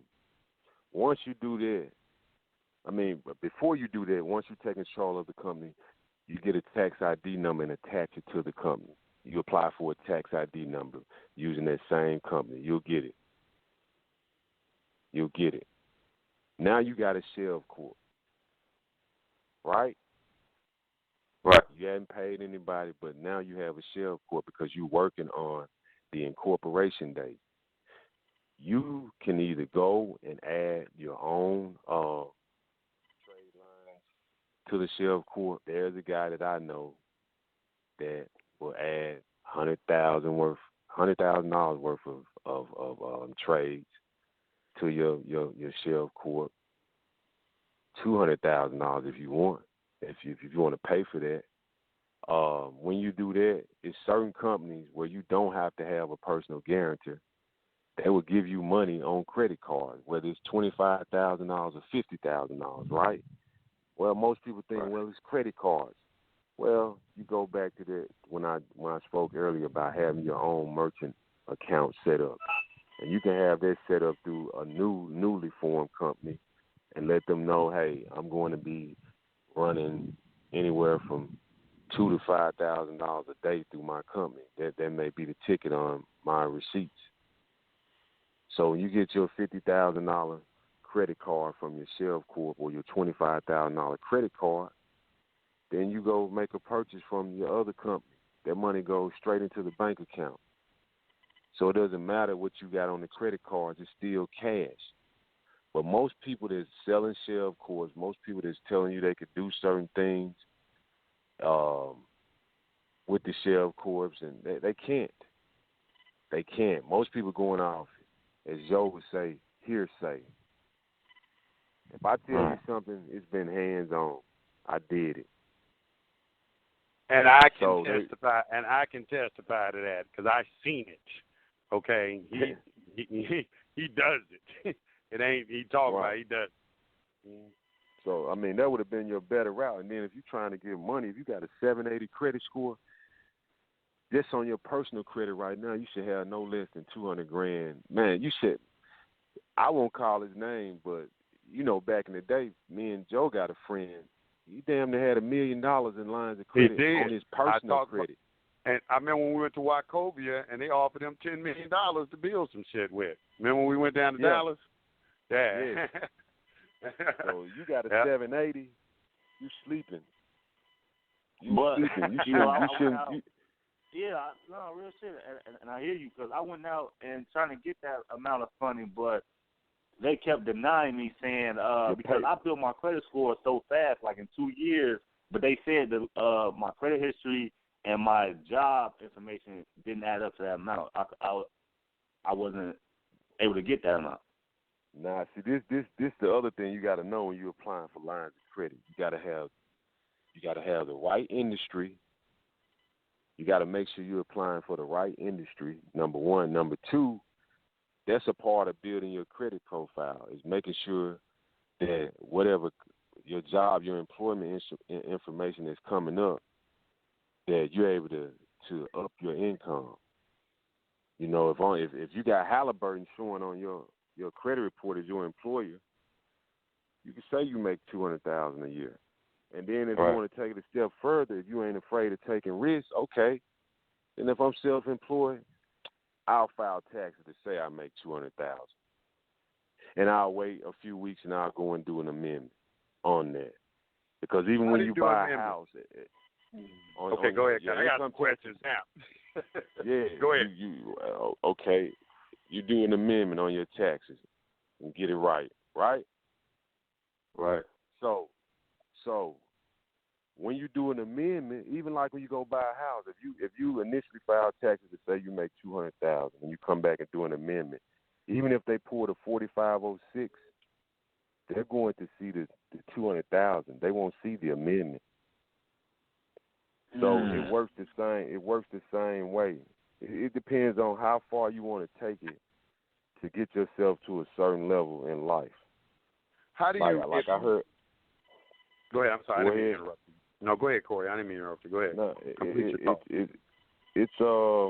it's like I heard this rich white guy. They asked him a question about gentrification in Chicago and how does he feel about, you know, pushing a lot of African Americans out and of these old neighborhoods and coming in and building like condos and all this other stuff. And his response to the guy was, well, in order to make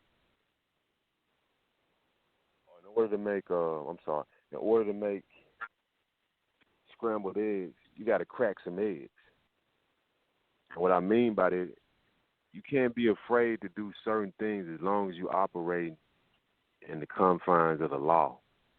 As long as you're playing by their rules, you can win. You just got to know how to play the game, and that's playing the game. But if you got a 780 credit score, man, your credit score higher than mine.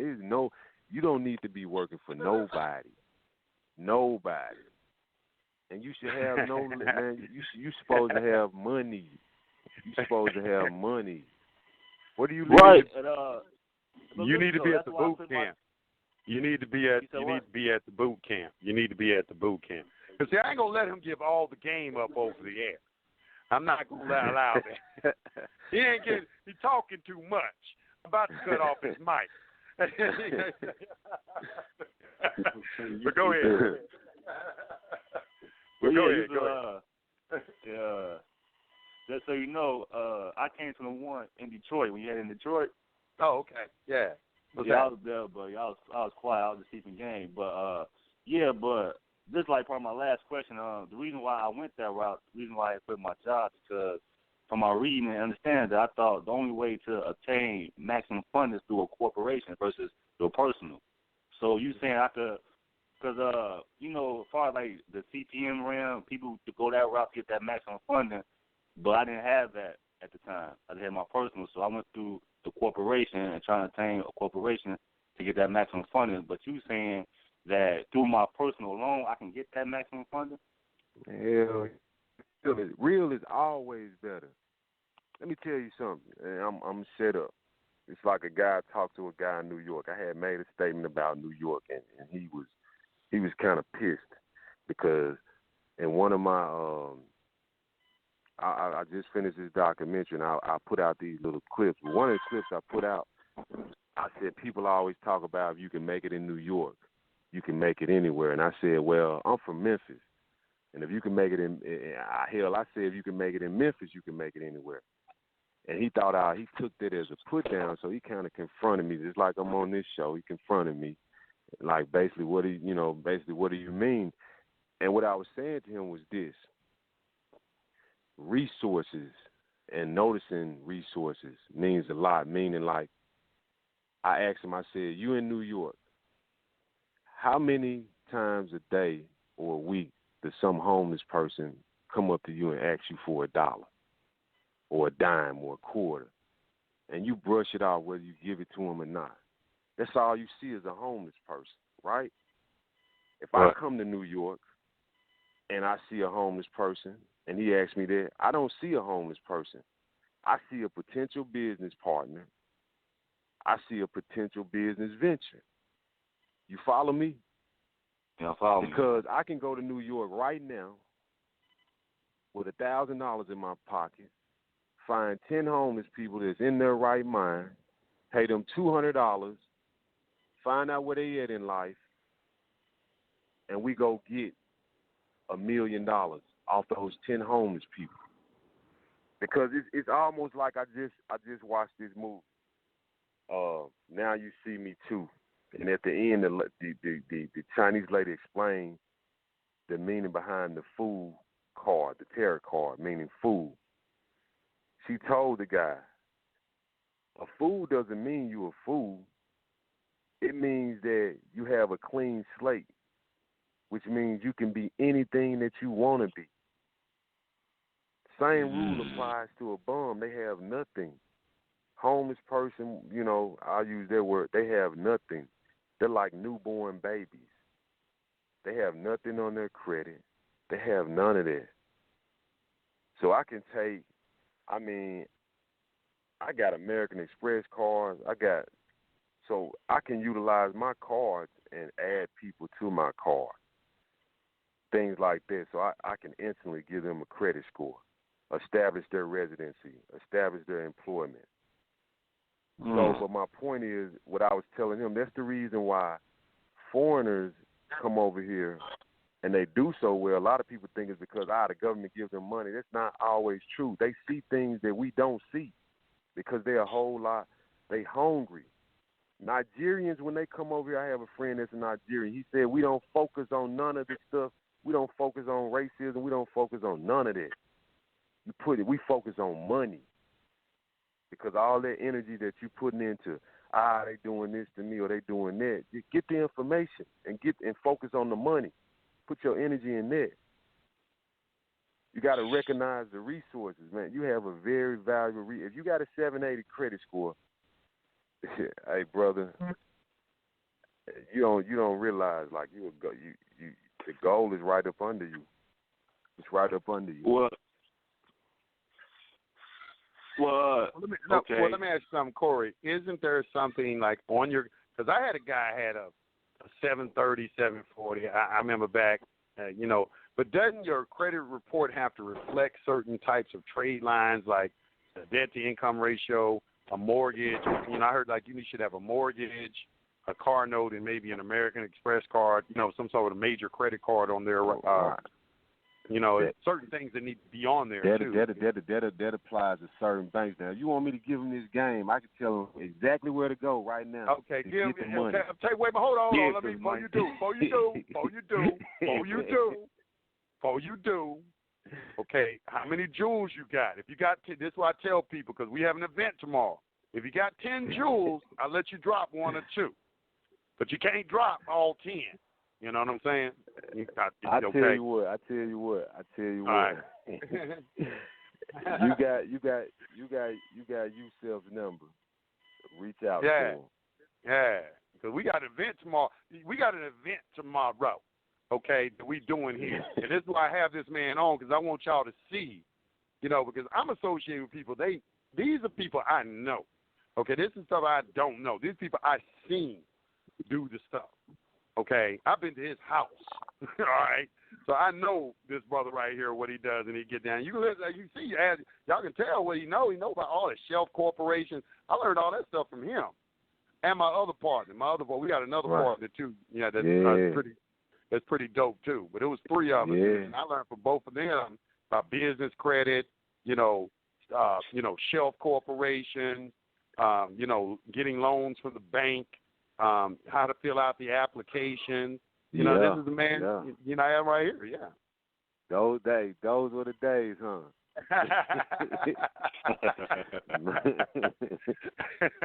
This is who I learned it from. So, you know, I got him online right now. But, yo, bro, be on the thing tomorrow. It's going to be worth it, you know. And, he'll drop it, and, you know, he's going to drop some stuff and show you how to do all of these things, man, because he's right. You know, I said that, too. You know, you should be a credit investor. If you got a 780 credit score, you're supposed to have money.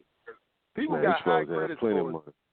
Supposed to have money. Ain't even no excuse. I've said that all the time.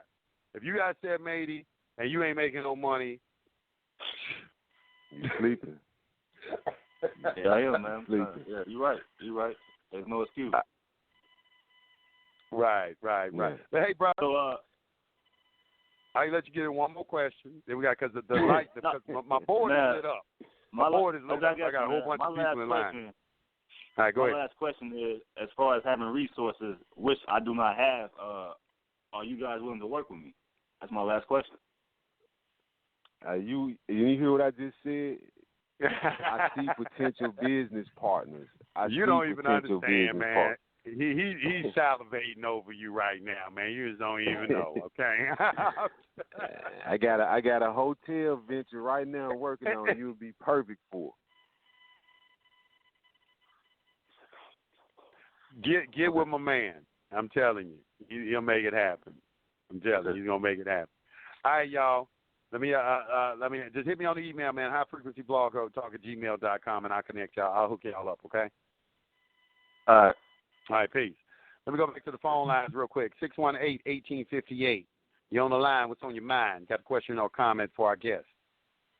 Okay, Yusef, how you doing? And greetings to your guests as well. You say the boot camp is tomorrow? Tomorrow, in Atlanta. I don't see it on your web. I'm on your website now. I don't see it. Go to the webinar. Go to the webinar section. I got to put it on the front page, but go to the webinar section. Click on webinars, and when you get on webinars, you're going to click on that little button right there. It says default sorting. Click on that, and then you're going to say sort by newness. Click on that, and then you'll see it right there. It's going to pop up. You'll see it on the second level. It'll say Secure Party Clean Credit Boot Camp, $99. Click on that. Matter of fact, I'm going to put it in the chat room one more time, and I'll send out an email blast. Make sure I'm gonna get it. I'm gonna get it around about 4:30, 5 o'clock this evening. I'll be there. Okay. What I'm gonna do is I'm gonna send out another email blast as a reminder to everybody. Make sure you're on my email list. Just go to my website, highfrequencyradionetwork.com. You'll see email list right there. Click that. Just get on the email list so you get these blasts, because I'll send out the blast and link directly to you. You have to go through all of I'm on your email list. Yeah, I sent out a blast. I sent out a blast, and you should get an email from me. I must have overlooked it. But I do apologize. Don't worry about it. I'll be ready. I'll be there tomorrow. Okay. I appreciate it, brother. We'll see you there. I got a question for the guests. Go ahead. I'm logging into my credit thing right now because my credit jacked up. But I've been maneuvering. I got the documents, to sweep my credit. You know what I'm saying? I've been getting on my little knowledge game a little bit since Yusef. Well, a little bit before that because I was messing around with credit test and commerce. But I'm finna pull it up right now. I've been utilizing them CPNs, man, and that's how I've been getting down. But I'm kind of like stuck because some things that I really want to do, I can't really do it. But I'll make sure I'll be at the boot camp tomorrow. Now, my personal credit, come on, laptop. Good God, every time I try to do something. All right, here we go. My personal credit is like 546, man. I got stuff on there. I ain't even touched it, man, because I've just really been utilizing, the CPN. I got CPN scores at 707, 714, 728. But my question is to you, man, how you get things off your public record, man? I got this lady that sued me one time for a house, man. She said I damaged the house. Of course, Yusef was right. White people don't do nothing to you. It's black people, because she sure was black. She was darker than tall. Yeah, man. She took me to court. This when I wasn't in knowledge or nothing like that, and she wanted a judgment. Man, I done sent them people all type of stuff, man. That stuff has not came off of my credit. What have you sent them? What have you sent them? I sent them. I got your one book on how to outsmart the credit bureau. I sent them the letters. I haven't did no affidavits, But one time I sent them a letter, they sent me something back saying this is not me. You know, it was like a little paragraph. You sent it to the credit bureaus? Yeah, I sent it to the credit bureau, correct, to all three. But only one of them responded back though. The only one responding back was TransUnion. Nah, this is what you need to do first to restart this process. You need to write whatever address on your credit report that's showing that courthouse, write that courthouse. Let them know that you writing in response to a letter that you received from the credit bureau stating that they placed this public record on your credit file and it was verified via phone, email, and fax. That's your first step. And you get that letter that you create, go and get it notarized and send it to that courthouse certified mail. They're going to respond to you. When they respond back, they're going to tell you that, no, we don't report to the credit bureaus, right? So once you get that, you're going to attach that to another letter, and then that's when you dispute with the credit bureaus saying, hey, how you verified this, and they're going to see the information that you got from the courts. And they might prompt them to remove it the first time. If they don't, like I keep telling people, you got to sue. You know, you ain't going to go through no long, drawn-out process because they're going to pretty much drop their hands when they see, oh, for real, we're going to remove it. Okay. But you need the right to always contact the source. One thing Yusef said, the mistake that a lot of us make, when you get those letters saying you have 30 days to respond, don't run from it. Respond to it. You know? So write the courthouse. Whatever's on your credit report, that address, whatever, write them. Create you a letter. State your claim. Get it notarized. Send it to them certified mail. Wait for their response. Because they don't report. Okay. They don't report. The credit bureau's clients are not the courthouses, not the bankruptcy courts. Their clients are banks and credit card companies that use their system to keep records on people, to rate people. So they doing a good job of that. Advice. Yeah.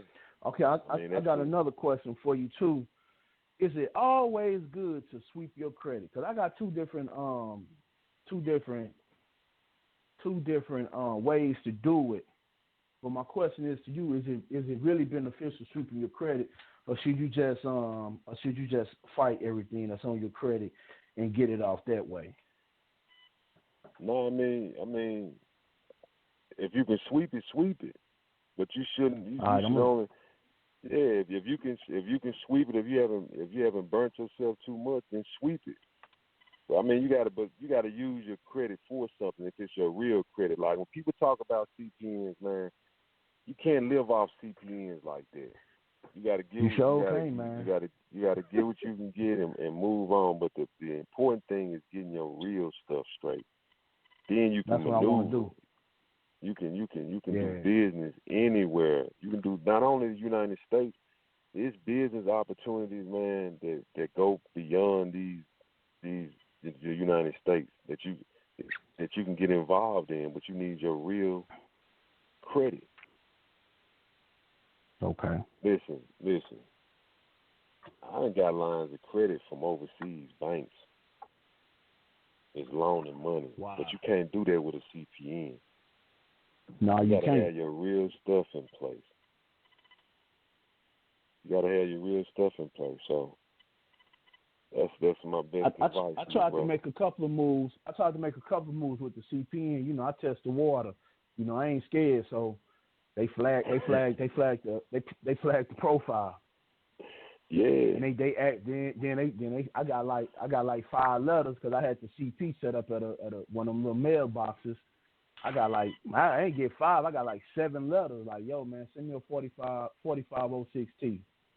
Right. It's like along with that 4506T, Let me send this other I need these other identifications. I need one. And then he's like, yo, can you?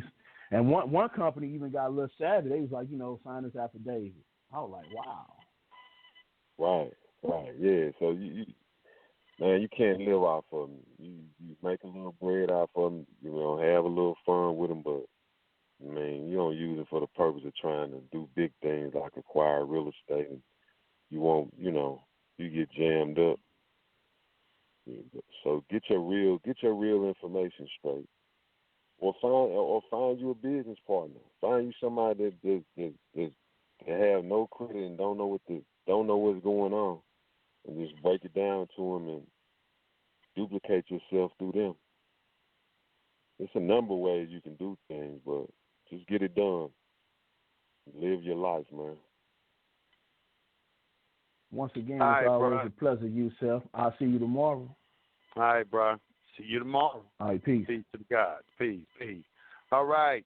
Let's go to the next call, 281-7233. You're on the line. You got a question for our guest?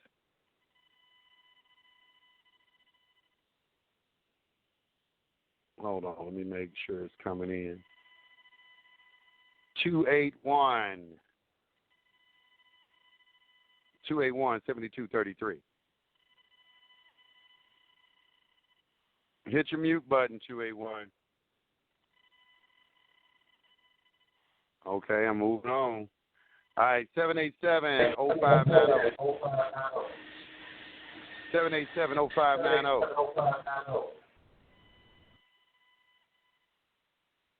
Y'all want got questions? Y'all need to be on the phone now. I'm gonna go back. Hey, let me dip up here. 954-0451. 954. What's good? What's happening, bro? Big What's going on? What's up? What's going on, man? It's Sharif, man. What's happening? Hey, what's up, Sharif? What's happening, bro? What's going on, man? I'm enjoying jealous, the show, man. You got my man over here on the credit thing, man. I'm jealous. I wasn't invited, man. Hey, well, hey, man, I'm sure he would love to pay a visit to your show, too. Good job, man. The brother did good. I just wanted to add a couple of things, man, for the people that I'll probably add to it, what he was saying. When people are dealing with the credit bureaus, and the gentleman was speaking about an account, what people have to understand is what an account is. Any account that a natural person has, a man or a woman, who are the full faith and credit of the United States, has an account, it is an asset account. All right, what I mean by that is any instrument you sign as a natural person can be considered a debt to an insolvent debtor, which is a legal person.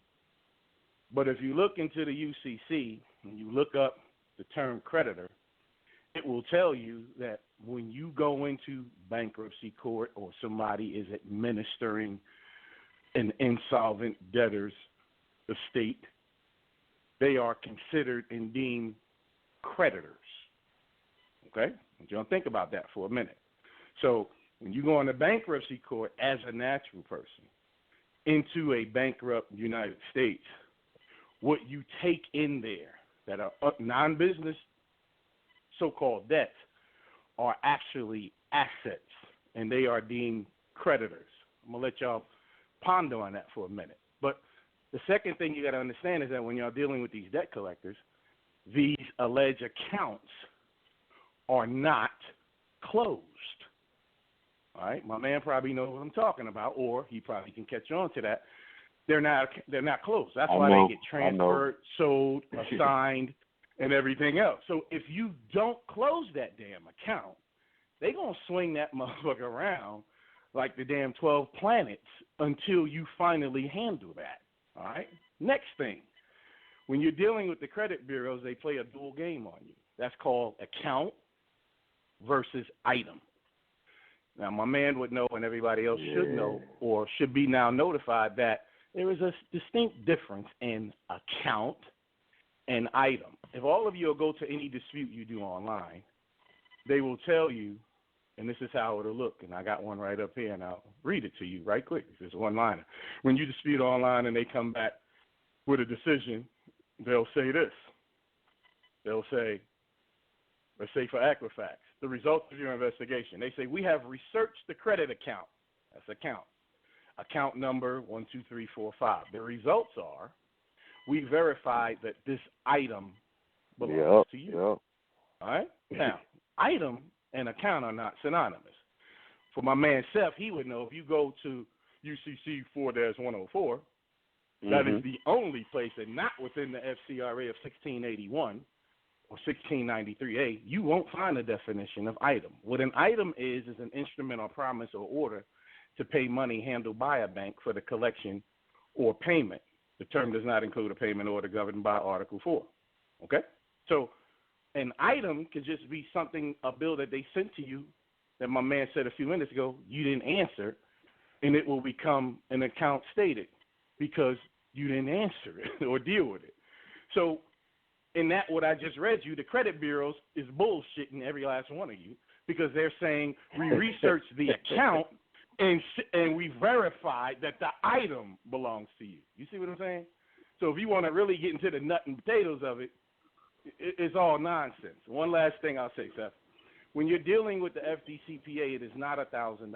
A lot of people are under that misconception. If you read 1692K1 and you read 1692K2, K1 is what you assess as your actual damages. K2 are additional damages the court can put against a debt collector up into $1,000.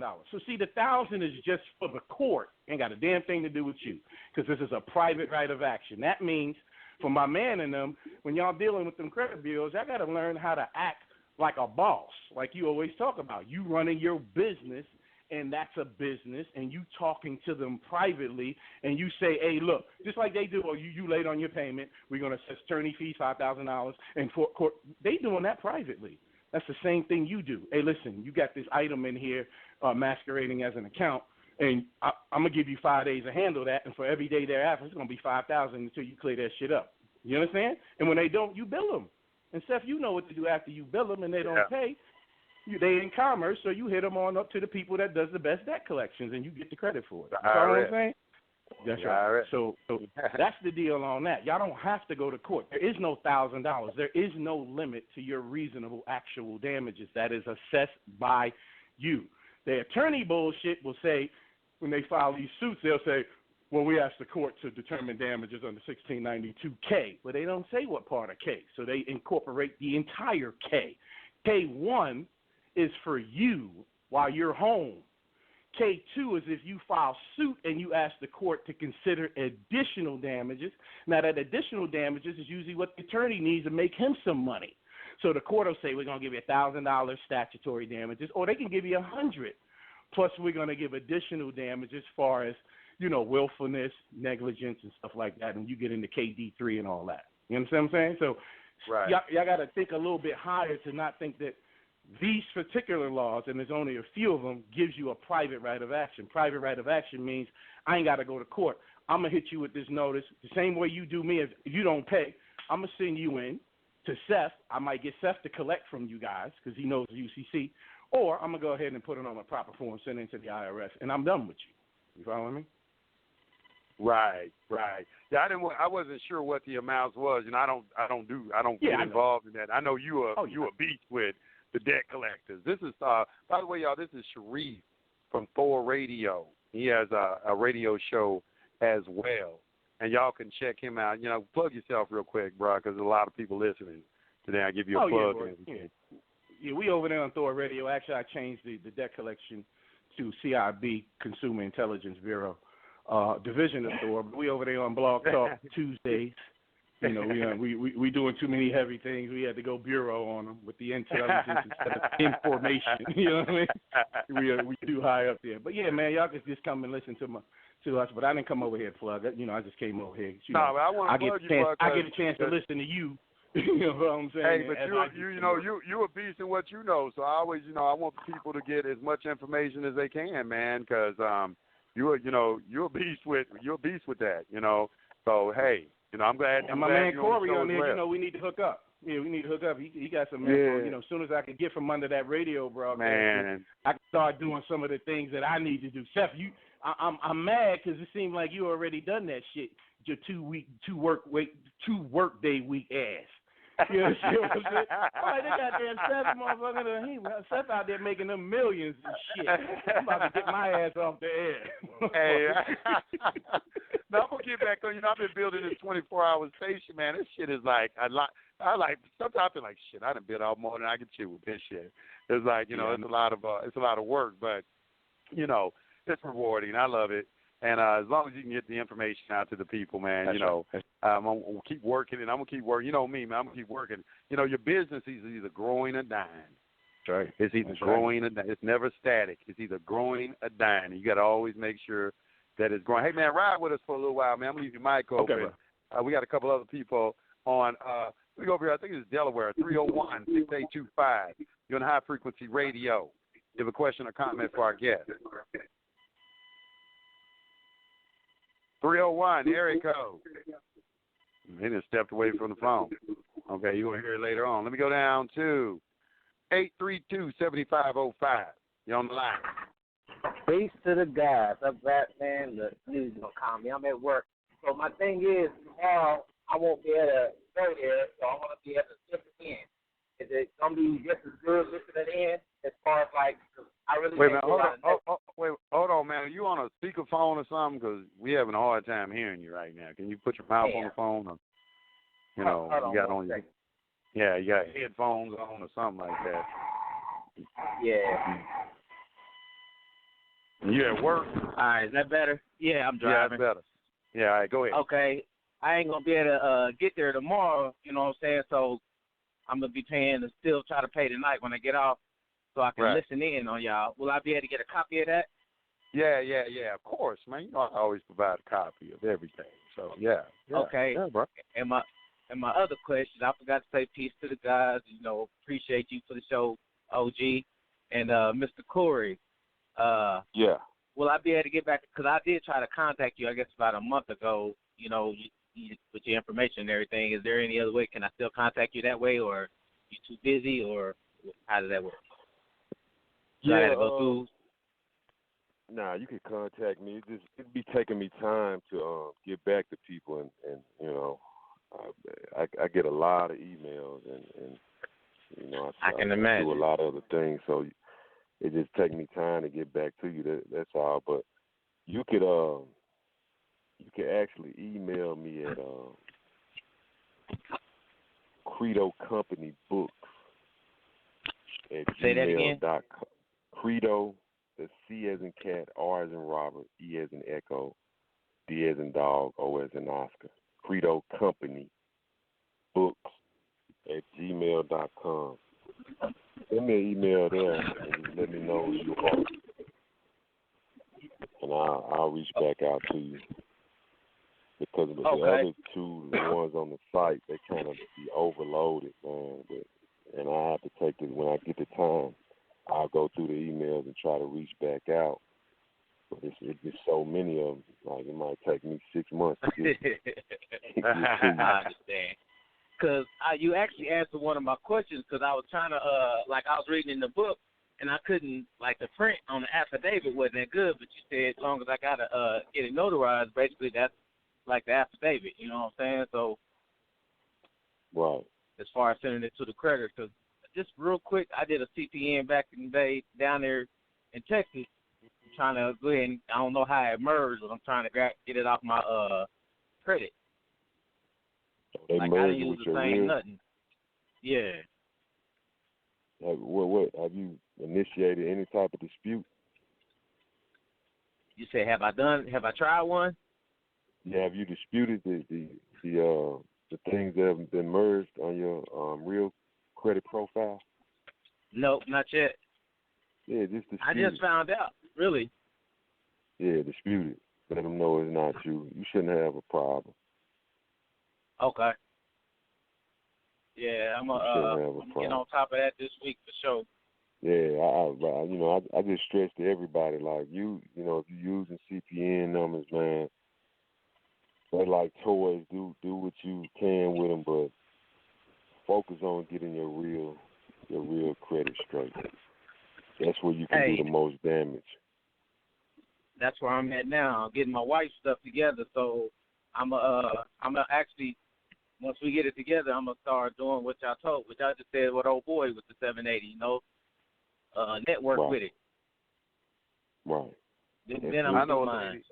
I know a lady who is she's a bartender at Cheesecake Factory, and she's a credit investor. She be getting her credit out to build $1 million homes and shit like that. And she's a bartender at Cheesecake Factory, making money. She's just bartending because that's what she likes to do. Right. That's where I'm at it. That's one of my goals. Yeah. You can make it happen, man. Don't be like, you got some people out here that have 700 credit scores, and they want to, I got a 700 credit score. I'm not going to mess my credit up. And you know what? They're going to die with this 700 credit score. Exactly. Man, that's crazy. All the things they can do with it. Hey, but okay, thank you, bro. I appreciate it. You had anything else? Nah, that's it. Peace. Appreciate it. All right, peace, bro. Peace. All right. Let me see what else we got. Gallivanting around the country real quick. Where is this at right here? Let me start announcing y'all states. Let's go over to New York real quick. 585-3001, New York. You're on the line. What's up? Peace, God. Peace. What's going on, Goddess? I'm calling because I raised my credit score from 505 to 740 and in 7 months and purchased a 3-family home. And now I'm trying to, of course it went down a little bit because I went out and got a couple credit cards like the first week after, and they tried to get me to do like an equity line of credit, but I wouldn't do that. So I'm just like I'm interested in knowing what I should do from this point on. I have a couple things on there, some inquiries that I want to make disappear because they're hurting me. And there's a couple things on my credit score that are not right. And I know how to, do the letters and stuff like that. I've done that before, but I was just looking for more information, supersize it. Supersize your score. Have the things that's not supposed to be on there, have you disputed them at all? I have disputed things in the past and made them took stuff off that was over 7 years old that shouldn't be on there. Now, my main question is, I have a student loan that, because I'm disabled now, they deferred it, they discharged it. And they said as long as I don't go back to work or make more than $15,000 in from wages, right, I don't have to pay it back. I have like another year and a half to go, and then it'll totally disappear. But they have it on my credit score as being closed and transferred. And I don't like that language because it says closed and transferred, but it still shows the amount. Like it could possibly be a balance that could come back on me. I don't like how they have it on there, so I kind of want them to take that off because that's like a red flag to people. Well, I mean, it won't. It's on that particular how it's reporting on your credit report. It's not showing that you ever been late or anything like that. So, I think my sister has one. I know exactly what you're talking about, but it won't hurt you too much. I mean, I would have to see it to know exactly what you're talking about to see if to see if it's actually showing like what's the balance that it's showing. It's showing that it was 97,000. However, it was definitely closed. In August it'll be 2 years that it's been discharged, And I know that it's been discharged because I wouldn't have been able to purchase a home if they still had me up under with that student loan. Right.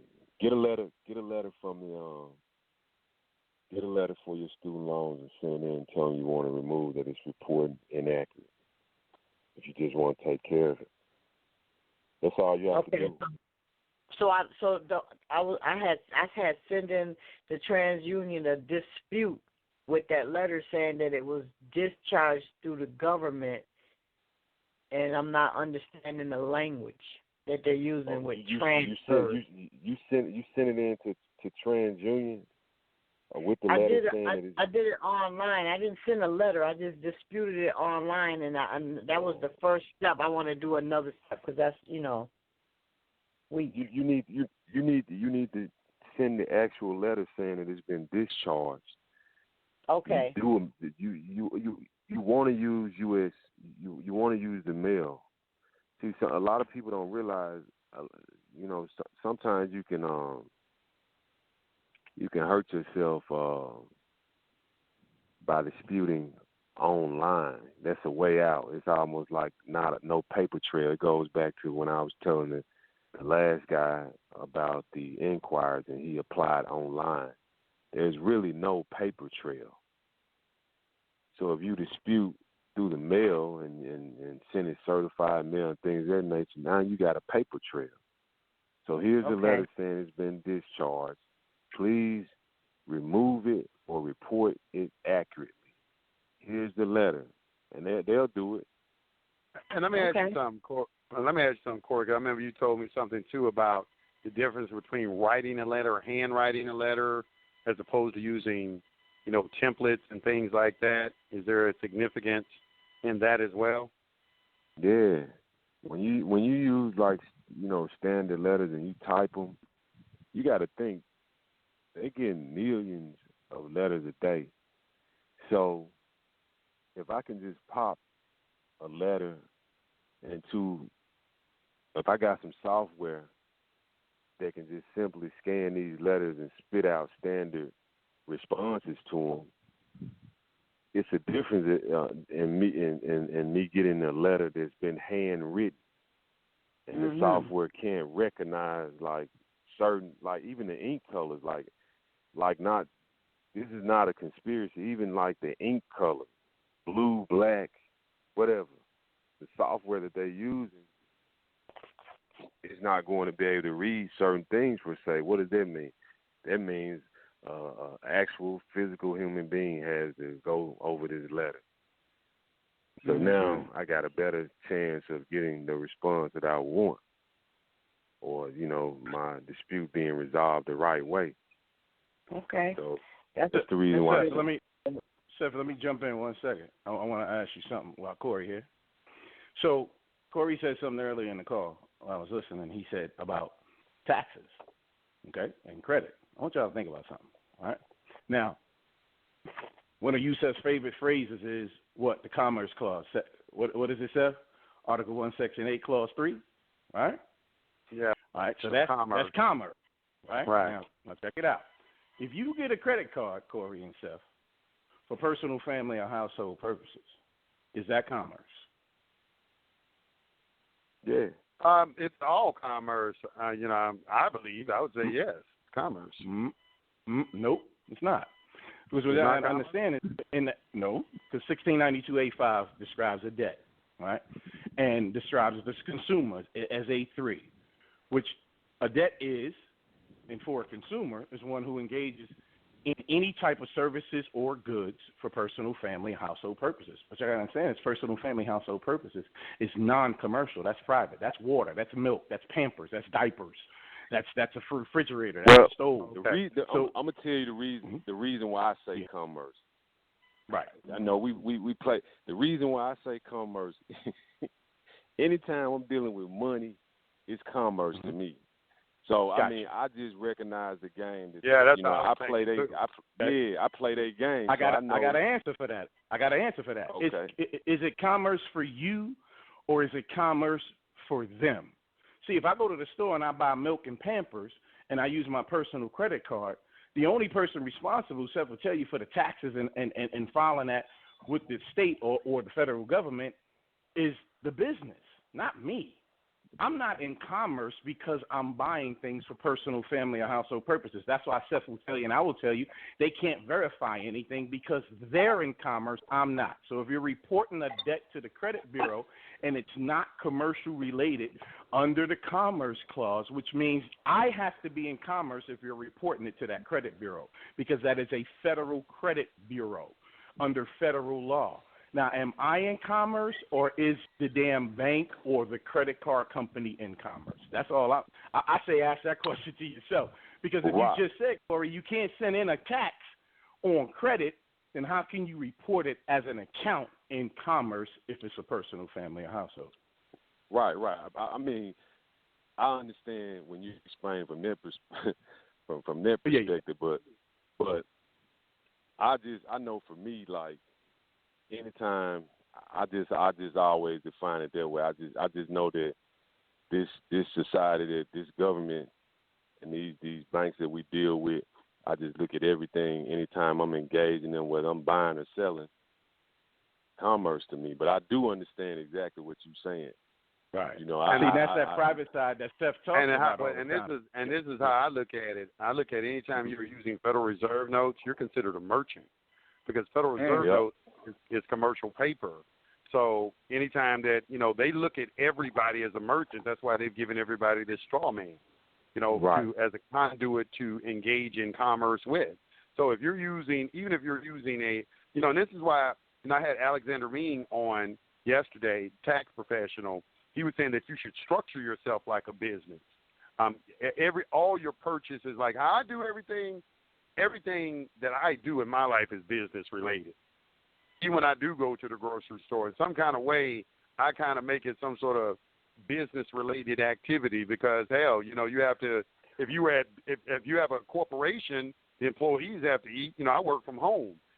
So a lot of my personal expenses that would normally be personal expenses, some of them, at least I think he said like 50%, can be attributed to some sort of business activity too, for the continuity of my business. And you can take advantage of a lot more deductions and things like that. But go ahead. Okay. Go ahead. But Steph, if you discharge a debt, how are you discharging it? Are you discharging it as a commercial debt, or are you discharging personal debt? The only debt you can discharge is public debt. Public debt. You can't but discharge public personal you can't debt, discharge or is it public commercial debt? It's any type of debt that is public, that's on the public side, you can discharge, because the public is bankrupt. I mean, like for instance, me and you private. If I owe you some money, I can't discharge that. I mean, me and you, we're two private individuals. I don't, Right. So we're off the radar.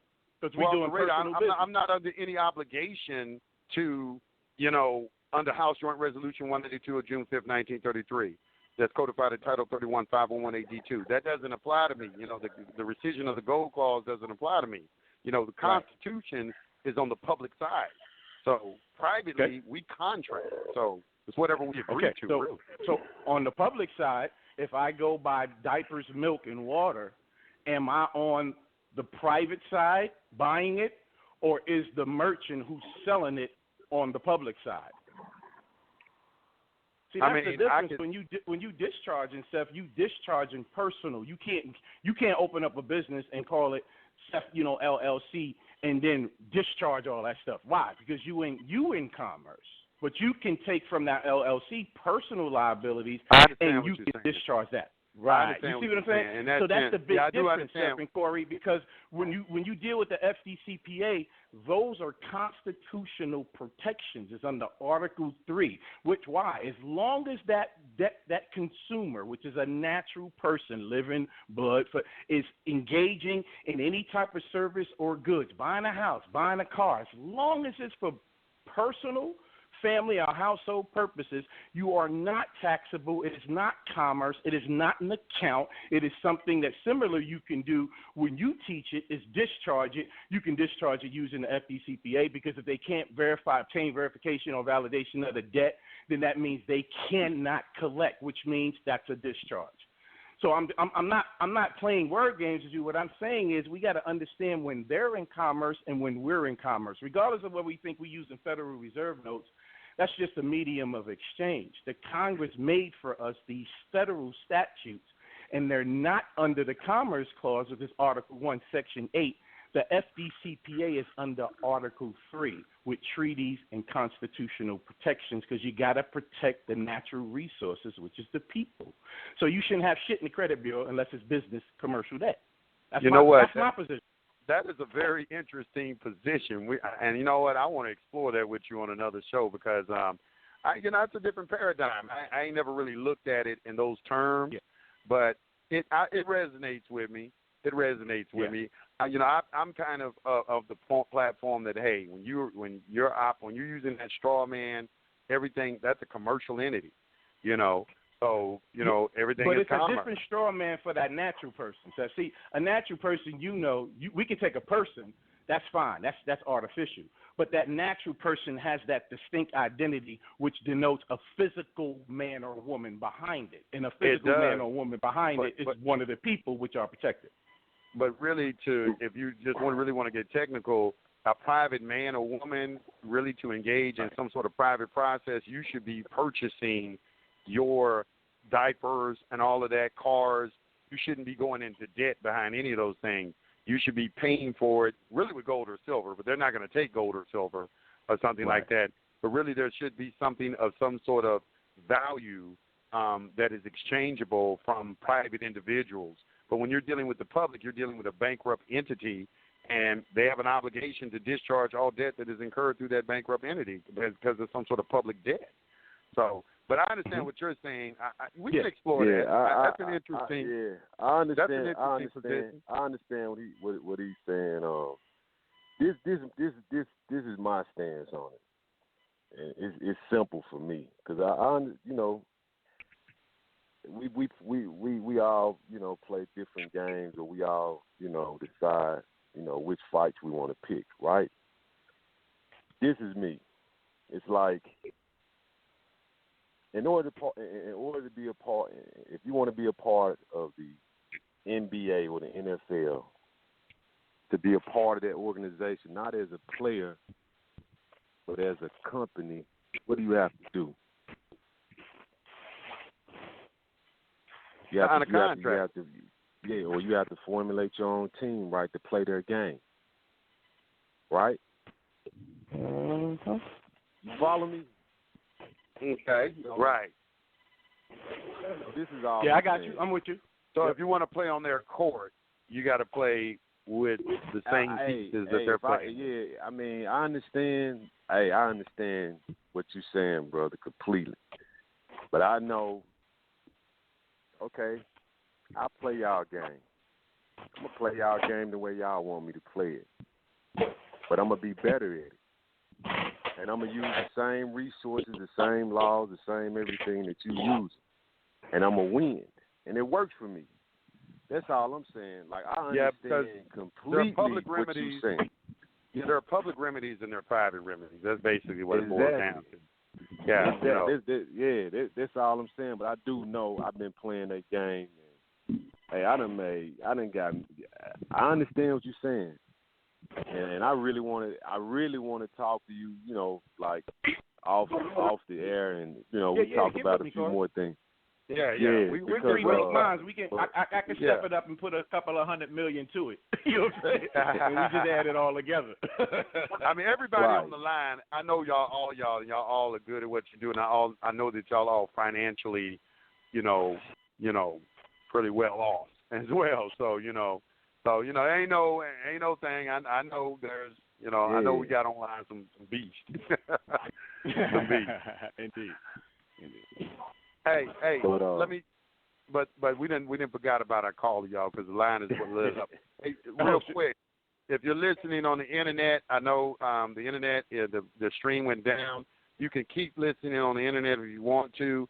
All you got to do is go to highfrequencyradionetwork.com. Everybody's over there in the chat room. The show is being broadcast through there, so you can listen there. Hey, let me pick up a couple more calls real quick. Let me go up to Virginia real quick. 757-5072. Virginia, you're on the line. Peace to the gods. Peace to the gods. How y'all doing today? All right. What's going on, bro? Peace. All right, nice. So I had two. I had one question right here, which is basically, what is the? I don't know if it's a misconception or what, but basically using the social and commerce. I had this idea basically that you weren't supposed to use the social anymore or something like that. So what is that basically? Is that a misconception or what is that? Well, I guess you're going to pose that question to me. The thing is, the Social Security number is their number, okay? So they can use that to track you with. That's how you can, if you're in child support or anything that is associated with it, that's how they garnish your wages from your bank accounts and things like that. But if you listen to what the caller is telling you, he's saying, well, okay, if you're going to play the game and you can play the game well, you don't have to worry about using the Social Security number. I mean, let me put it like this. Let me put it in these terms. How many wealthy people that you know are really concerned about discharging debt, worried about child support, worried about a lot of different things? They are in the system, and being successful in the system is my point. You can be successful in the system. That's what I'm saying. Now there is a way to live your life outside of the system where you don't, like living it through trust. You could put together an unincorporated business organization and you sit your ass down. The whole thing about it is that like this, I intend to live my life. I intend to live my life where I just get a check in the mail every month. All right, and then I don't need to be engaged, because the public is really for people who know what they're doing. That's why in the public they require a license. They require you to get a college education. They require you to do all these things because you have to demonstrate that you're competent enough to participate in some sort of activity, because public safety is the number one concern in the public. But if you're in the private and you're operating, that's a totally different world. You're going into the private. A lot of people want to go into the private because they got criminal records. They don't want to be dealing with, traffic tickets and things of that nature and getting pulled over. And everybody has their own particular reason why they're going into the private. But, I tend to think that sometimes this discharging debt thing engenders a poverty mentality. It doesn't prompt people to go out and make things happen and be successful in life and enjoy life to the fullest.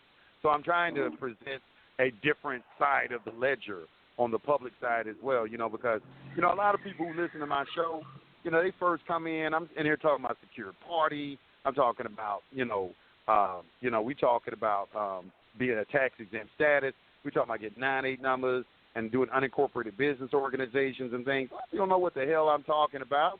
But everybody understands a good credit score, having a good credit score, and, being able to go out and buy them a house with their credit score, or going out to be able to get a loan and start a business or something like that. Everybody understands that. That's pretty easy. Yeah. But, that stuff, you know what I'm saying? But go ahead. Yeah. So what had me pose that question was I heard the brother on the line, he was like using the CPN, and then he went back to, using the social. So I was like, okay, if you're trying to, stay private, why would you continue using the social? So that's why that's what posed me to ask that question. Nah, listen. This is what I'm saying, right? When I talk about the CPN number, when we talking about the CPN number, you use use it for you cannot live off of it. Meaning, if I set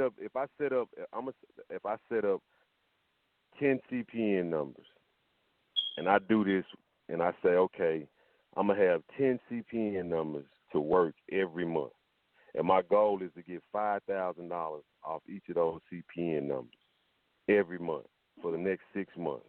So that's $50,000 over the next 6 months. It's almost like an assembly line. I know I can't go buy a house and do some other thing. I know certain banks I can't deal with these CPN numbers because they got software in place that's automatically on red flag. But I know certain credit cards I can get with the CPN number. So as long as I got some type of system in place to liquidate the credit card and turn it into cash, meaning like I got some type of merchant service set up, and I don't mean through Square Up, I mean like through Elevon or somebody like that where I can swipe it and it's going into a lemonade stand corporate account I got set up. It's cash.